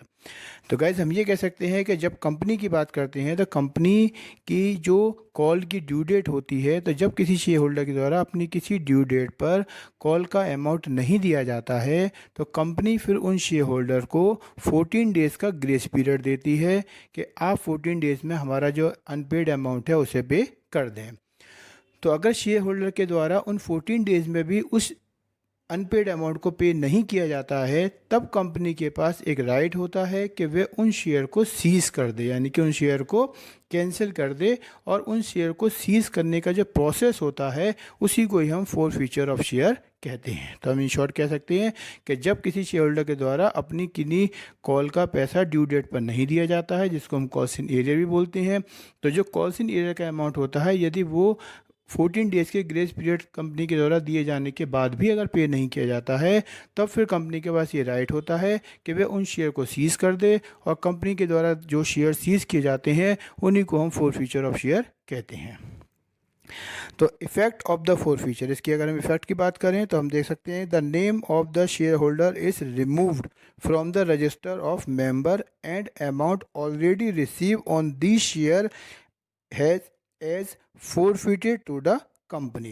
तो अब ये कह सकते हैं इसके effect की बात करें तो इसका कॉन्सेप्ट हो जाता है कि जो शेयर होल्डर जिनके द्वारा ड्यू डेट पर अपनी कॉल का पैसा नहीं दिया जाता है, जिनके शेयर को कंपनी फोरफिटेड कर लेती है, सीज कर देती है, तो उनके जो नाम होते हैं, जो अपने मेंबर्स या शेयर होल्डर की जो नेम के लिए रजिस्टर होता है, उस रजिस्टर में से उनके नाम को रिमूव कर देती है, हटा देती है, कैंसिल कर देती है। और उनके द्वारा जो अब तक कुल अमाउंट दिया गया होता है कंपनी को उन शेयर्स के बदले में, उस अमाउंट को भी कंपनी सीज कर लेती है, अपने पास रख लेती है, अपने पास उनको जब्त कर लेती है। The forfeited amount should be transferred to newly opened share forfeiture account. और ये जो अमाउंट कंपनी के पास रिसीव हो जाता है या कंपनी के पास जो अमाउंट इन शेयर होल्डर का ऑलरेडी गिवन होता है, उस अमाउंट को फिर कंपनी एक नया अकाउंट ओपन कर लेती है जिसको बोलते हैं शेयर फॉरफीचर अकाउंट, और उस अकाउंट में इस अमाउंट को क्रेडिट कर देती है, उस अमाउंट को इस अकाउंट में जमा कर लेती है। तो गाइस हम बात करते हैं अकाउंटिंग ट्रीटमेंट की, accounting entries on forfeiture of share की। तो जैसा आप अपनी स्क्रीन पर देख रहे हैं आप कि इसके कंसर्न में एंट्री बनती है forfeiture of share which were originally issued at par, यानी कि जब कोई शेयर हमने ओरिजिनली इशूड मतलब जब उसको हमने इशू किया था पार पर, और अगर हम उन शेयर को फॉरफीटेड करते हैं तो उसकी क्या एंट्री बनेगी। तो अपनी स्क्रीन पर आप देख रहे हैं इसकी एंट्री बनती है share capital account debit to share forfeiture account to share allotment account to share first call account और to share second and final call या कॉल्स अकाउंट। तो इस कंडीशन में हम जो शेयर कैपिटल होता है उसको तो हम डेबिट कर देते हैं, और उसके अलावा जो हमारी कॉल्स होती हैं जिन कॉल्स पर अमाउंट हमें नहीं रिसीव हुआ होता है उन सब कॉल को हम क्रेडिट कर देते हैं, और साथ में जो अमाउंट हमने उस शेयर को फॉरफीट करने के कंसर्न में अपने पास रिसीव कर लिया है, अपने पास जमा कर लिया है, उसको हम शेयर फॉरफीचर अकाउंट के रूप में लिख देते हैं। एक तरीके से आप ये भी कह सकते हैं कि शेयर फॉरफीचर अकाउंट का जो बैलेंस होता है या अमाउंट होता है वो कंपनी के लिए एक प्रॉफिट के रूप में रखा जाता है या प्रॉफिट के रूप में वो होता है। तो इसकी जो एंट्री बन जाती है उसमें शेयर कैपिटल अकाउंट को हम डेबिट कर देंगे to share forfeiture account to share allotment to share first call to share second and final call या अदर कॉल्स जो होंगी उनको हम क्रेडिट कर देंगे। तो इसकी नरेशन बन जाती है being number of share forfeited due to non payment of allotment first call and second and final call. तो हम ये कह सकते हैं कि ये एंट्री जो बनाई जाती है उन शेयर के लिए बनाई जाती है जिन शेयर का अमाउंट अलॉटमेंट फर्स्ट कॉल या फाइनल कॉल पर हमें रिसीव नहीं होता है। तो जितने नंबर ऑफ शेयर का अमाउंट हमें रिसीव नहीं होता है उन नंबर ऑफ शेयर के अमाउंट से ये एंट्रियाँ बनाई जाती हैं। तो इसमें हम देख सकते हैं जैसे यहाँ पे फर्स्ट हमने आपको बताया कि share capital account is debited with the amount called up to the date of forfeiture on share forfeited and not by the nominal face value of share. तो हम यहाँ ये कह सकते हैं कि जो कंपनी जिन शेयर को फॉरफीटेड करती है तो उसके कंसर्न में शेयर कैपिटल अकाउंट को वो डेबिट करती है, और शेयर कैपिटल अकाउंट को जो डेबिट किया जाता है वो उस अमाउंट से किया जाता है जो अमाउंट फॉरफीटेड करते समय तक उस शेयर के अगेंस्ट मांगा गया था, जिसको हम कॉल्ड अप वैल्यू बोलते हैं। तो हम ये कह सकते हैं कि शेयर कैपिटल अकाउंट को हमेशा कॉल्ड अप वैल्यू से डेबिट किया जाता है, ना कि फेस वैल्यू या नॉमिनल वैल्यू से। यानी कि जो शेयर कंपनी के मान लीजिए एक शेयर की फेस वैल्यू है मान लीजिए 100 रुपये की, और कंपनी ने जिस डेट को या जिस कॉल पे फॉरफीटेड किया है शेयर को वहाँ तक उन्होंने मान लीजिए 80 रुपये की कॉल की है, यानी कि 80 रुपये उन्होंने मांगे हैं, तो फिर जो शेयर कैपिटल अकाउंट डेबिट किया जाएगा वो 80 रुपीज़ से होगा। इन शॉर्ट कहें तो ये कहते हैं कि फॉरफीटेड करते समय शेयर कैपिटल अकाउंट को डेबिट किया जाता है, और वो भी कॉल्ड अप वैल्यू पर। Share forfeited account is credited by the amount receive on the share forfeited, यानी कि जो शेयर फॉरफीटेड अकाउंट होता है उसे हम क्रेडिट करते हैं और उसे उस अमाउंट से क्रेडिट करते हैं जो हमारे को फॉरफीटेड करते समय शेयर के बदले में हमें मिले होते हैं, यानी कि उन शेयर होल्डर का वो अमाउंट जो कि फॉरफीटेड कर दिए गए हैं और उन्होंने जो पैसा फॉरफीटेड करने के समय तक कंपनी को उन शेयर के अगेंस्ट दिया था। Share allotment account and share first call account and share final call account are credited with the amount called up on forfeited share but not paid by shareholder। और इसमें जैसे आप देख रहे हैं स्क्रीन पर का शेयर अलॉटमेंट अकाउंट को हमने क्रेडिट किया था, शेयर फर्स्ट कॉल अकाउंट को क्रेडिट किया था, share second and final call account को क्रेडिट किया था। तो इन सबको उस अमाउंट से क्रेडिट किया जाता है जितना अमाउंट इनका इन कॉल पर पर्टिकुलर शेयर होल्डर या शेयर का नहीं आया जिनको हमने फॉरफीटेड किया है, यानी कि जो अमाउंट हमारा शेयर होल्डर से हमें रिसीव नहीं हुआ है जो कि हमने फॉरफीटेड किया था, और उन शेयर का जो बकाया या अनपेड अमाउंट होता है उनसे ही हम इनकी एंट्री को बनाते हैं और उस एंट्री को इसमें लिखते हैं क्रेडिट कर कर। If calls in arrear account is maintain then calls in arrear account is credited. अगर company calls in arrear account को मेंटेन करती है तो वो उनकी जगह पर कॉल्स इन एरियर अकाउंट का भी नाम लिख सकती है, यानी कि शेयर फर्स्ट कॉल और टू शेयर फाइनल कॉल जो लिखा है हमने उनकी जगह to calls in arrear account के नाम से भी एंट्री की जा सकती है। तो गाइस नेक्स्ट बात करते हैं four feature of share which were originally issued at premium, यानी कि जब हमने कोई शेयर ओरिजिनली इशू जो की है वो प्रीमियम पे की है, तो उस कंडीशन में हमें देखना है कि फोरफिटेड करते समय हमें क्या एंट्री बनानी है। तो अगर कोई शेयर ओरिजिनली इशूड हुए हैं प्रीमियम पर, तो हमें उसमें देखना होगा कि जो हमारे शेयर हैं जिस पर फोरफिटेड अमाउंट हुआ है, तो जो फोरफिटेड शेयर का अमाउंट है उन पर प्रीमियम का अमाउंट था या नहीं। तो उसमें दो कंडीशन हो सकती हैं, when share issued at premium are forfeited two following possibility exist. First, security premium amount has been received, और second, security premium amount has not been receive. यानी कि हमें देखना है कि जिस कॉल पर हमने शेयर को फॉरफिटेड किया है उस कॉल तक हमारा प्रीमियम का अमाउंट रिसीव हुआ है या नहीं हुआ, यानी कि जब ओरिजिनली तो इशूड प्रीमियम पे हुए हैं तो उस प्रीमियम का अमाउंट हमें रिसीव हुआ है या नहीं, उसके लिए हमें फिर दोनों कंडीशनों में से देखना होगा कौन सी कंडीशन है। तो पहले हम बात करते हैं फर्स्ट कंडीशन की, security premium amount has been received की। तो इसमें हम बात करते हैं कि when share originally issued at a premium on which the premium amount has been paid by the shareholders are later on forfeited, in such case security premium account is not to be debited at the time of forfeiture। तो हम ये कह सकते हैं कि when share originally issued, यानी कि जब शेयर ओरिजिनली इशूड हुए हैं प्रीमियम पर, on which the premium amount has been paid by the shareholder, और जिस शेयर होल्डर के हमने शेयर फॉरफिटेड करे हैं उसने अपना प्रीमियम का अमाउंट ऑलरेडी पे कर दिया है या हमें दे दिया है, तब उस कंडीशन में फिर शेयर फॉरफिटेड करते समय सिक्योरिटी प्रीमियम रिजर्व अकाउंट की एंट्री को नहीं की जाती है, या ये कह सकते हैं कि तब उस कंडीशन में सिक्योरिटी प्रीमियम रिजर्व अकाउंट को डेबिट नहीं किया जाएगा, क्योंकि वो हमें ऑलरेडी अमाउंट पहले ही रिसीव हो चुका है। In such case security premium account is not to be debited at the time of forfeiture. तो हम ये कह सकते हैं कि फिर सिक्योरिटी प्रीमियम रिजर्व अकाउंट को हम डेबिट नहीं करेंगे, और accounting treatment of forfeiture would be on the same pattern as in the case of share issued at par. तो बल्कि हम ये कह सकते हैं कि उस कंडीशन में जो हमने इशूड एट पार वाली एंट्री बनाई थी वही सेम एंट्री इसके लिए भी बनेगी, यानी कि सेम एंट्री में शेयर कैपिटल अकाउंट डेबिट हो जाएगा to share forfeiture, to share allotment, to share first call, to share second and final call, और इसमें सिक्योरिटी प्रीमियम रिजर्व अकाउंट की एंट्री नहीं की जाएगी। नरेशन हो जाती है being number of share forfeited due to non payment of allotment, first call, second call and final call. तो गाइस सेकंड कंडीशन आती है हमारी, security premium amount has not been receive. अब ये कंडीशन होती है कि जब जिन शेयर को हमने फॉरफिटेड किया है और उन शेयर को हमने जब प्रीमियम पे इशू किया था, तो उस प्रीमियम का अमाउंट भी उन शेयर होल्डर के द्वारा पे नहीं किया गया है। तो जब जिन शेयर को फॉरफिटेड किया हो और उन शेयर होल्डर ने प्रीमियम का अमाउंट भी पे नहीं किया हो, तब हमें ये एंट्री बनानी होती है। तो उस कंडीशन में आप देख सकते हैं अपनी स्क्रीन पर कि when share originally issued at premium on which the premium amount has not been paid either wholly or partly by the shareholder are later on forfeited. In such case, security premium account must be debited with full amount of premium at the time of forfeiture। तो हम ये कह सकते हैं कि उस condition में अगर मान लीजिए जिन शेयर को हमने फॉरफिटेड किया है और उन्हें हमने प्रीमियम पे इशू किया था, और अगर उनका प्रीमियम का अमाउंट शेयर होल्डर के द्वारा नहीं दिया गया है, तब उस कंडीशन में फिर हमें सिक्योरिटी प्रीमियम रिजर्व अकाउंट को डेबिट करना होता है फॉरफिचर की एंट्री बनाते समय। जैसा आप अपनी स्क्रीन पर देख रहे हैं, तो हमारी एंट्री बनती है share capital account debit, security premium reserve account debit, to share forfeiture account, to share allotment account, to share sundry call account. being number of share forfeited due to non-payment of premium and allotment, first call and second and final call और calls। तो इस तरीके से हम यहाँ समझ सकते हैं कि अगर सिक्योरिटी प्रीमियम रिजर्व अकाउंट हमें रिसीव हो जाता है तो उसे हमें फिर डेबिट नहीं करना है, और अगर सिक्योरिटी प्रीमियम रिजर्व अकाउंट हमें रिसीव नहीं होता है सिक्योरिटी प्रीमियम का, तब हमें उसे फिर डेबिट करना होता है शेयर फॉरफिचर की एंट्री बनाते समय।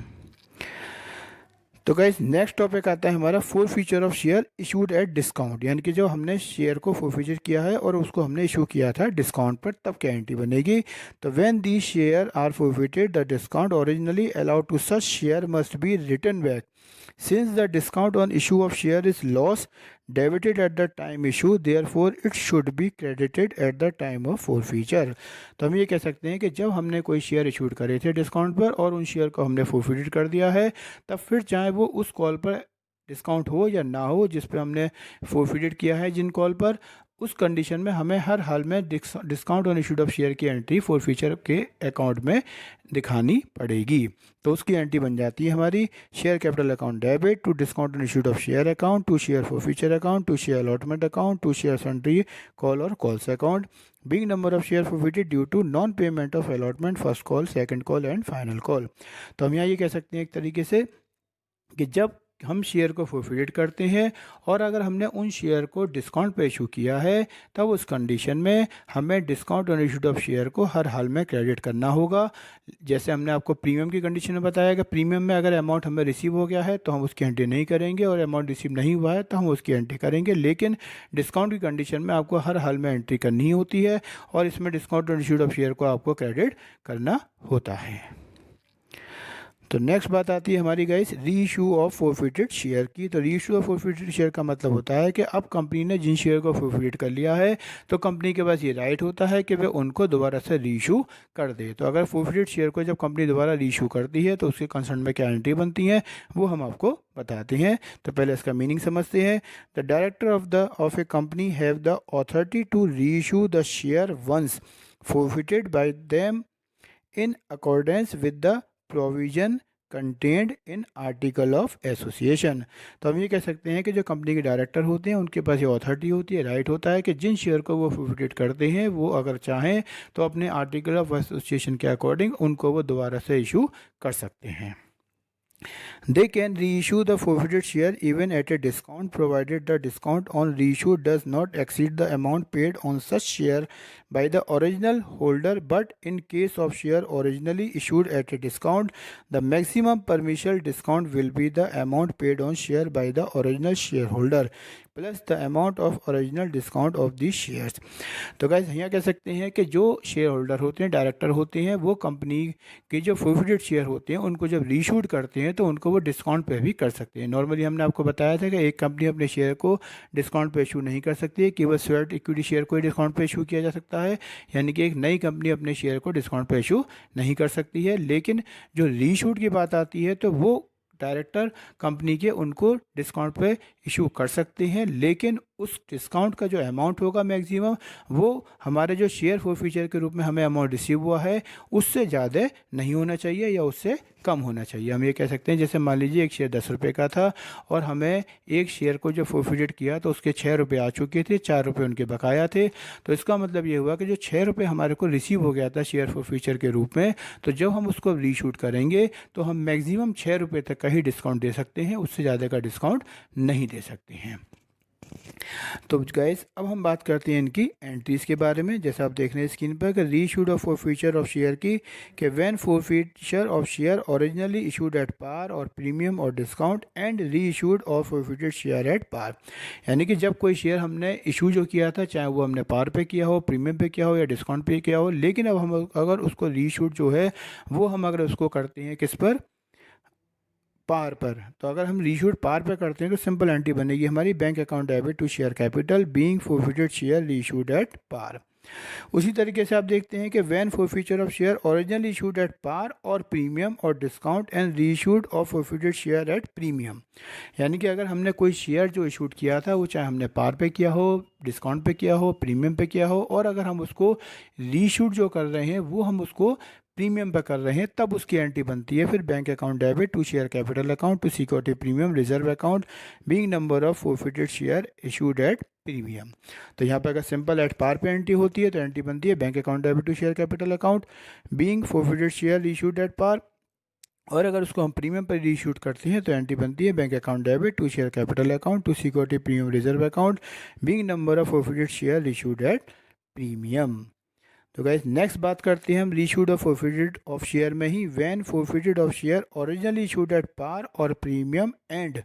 Reissued of forfeited share at discount, यानी कि वो आपकी कंडीशन है कि आपने जो शेयर इशूड करे थे वो पार पे या प्रीमियम पे करे हों, लेकिन अब आप उसको जो रीशूड कर रहे हैं वो किस पे कर रहे हैं, डिस्काउंट पे कर रहे हैं। तो क्या एंट्री बनेगी, तो आप अपने सामने देख रहे हैं स्क्रीन पर, तो उसकी एंट्री बनती है bank account debit share forfeiture account debit to share capital account being number of forfeited share issued at discount. तो ये एंट्री बनती है जब हमने शेयर इशूड करे हो पार पे या प्रीमियम पे लेकिन रीशूड कर रहे हैं डिस्काउंट पे, तब आपके लिए एंट्री बन जाती है।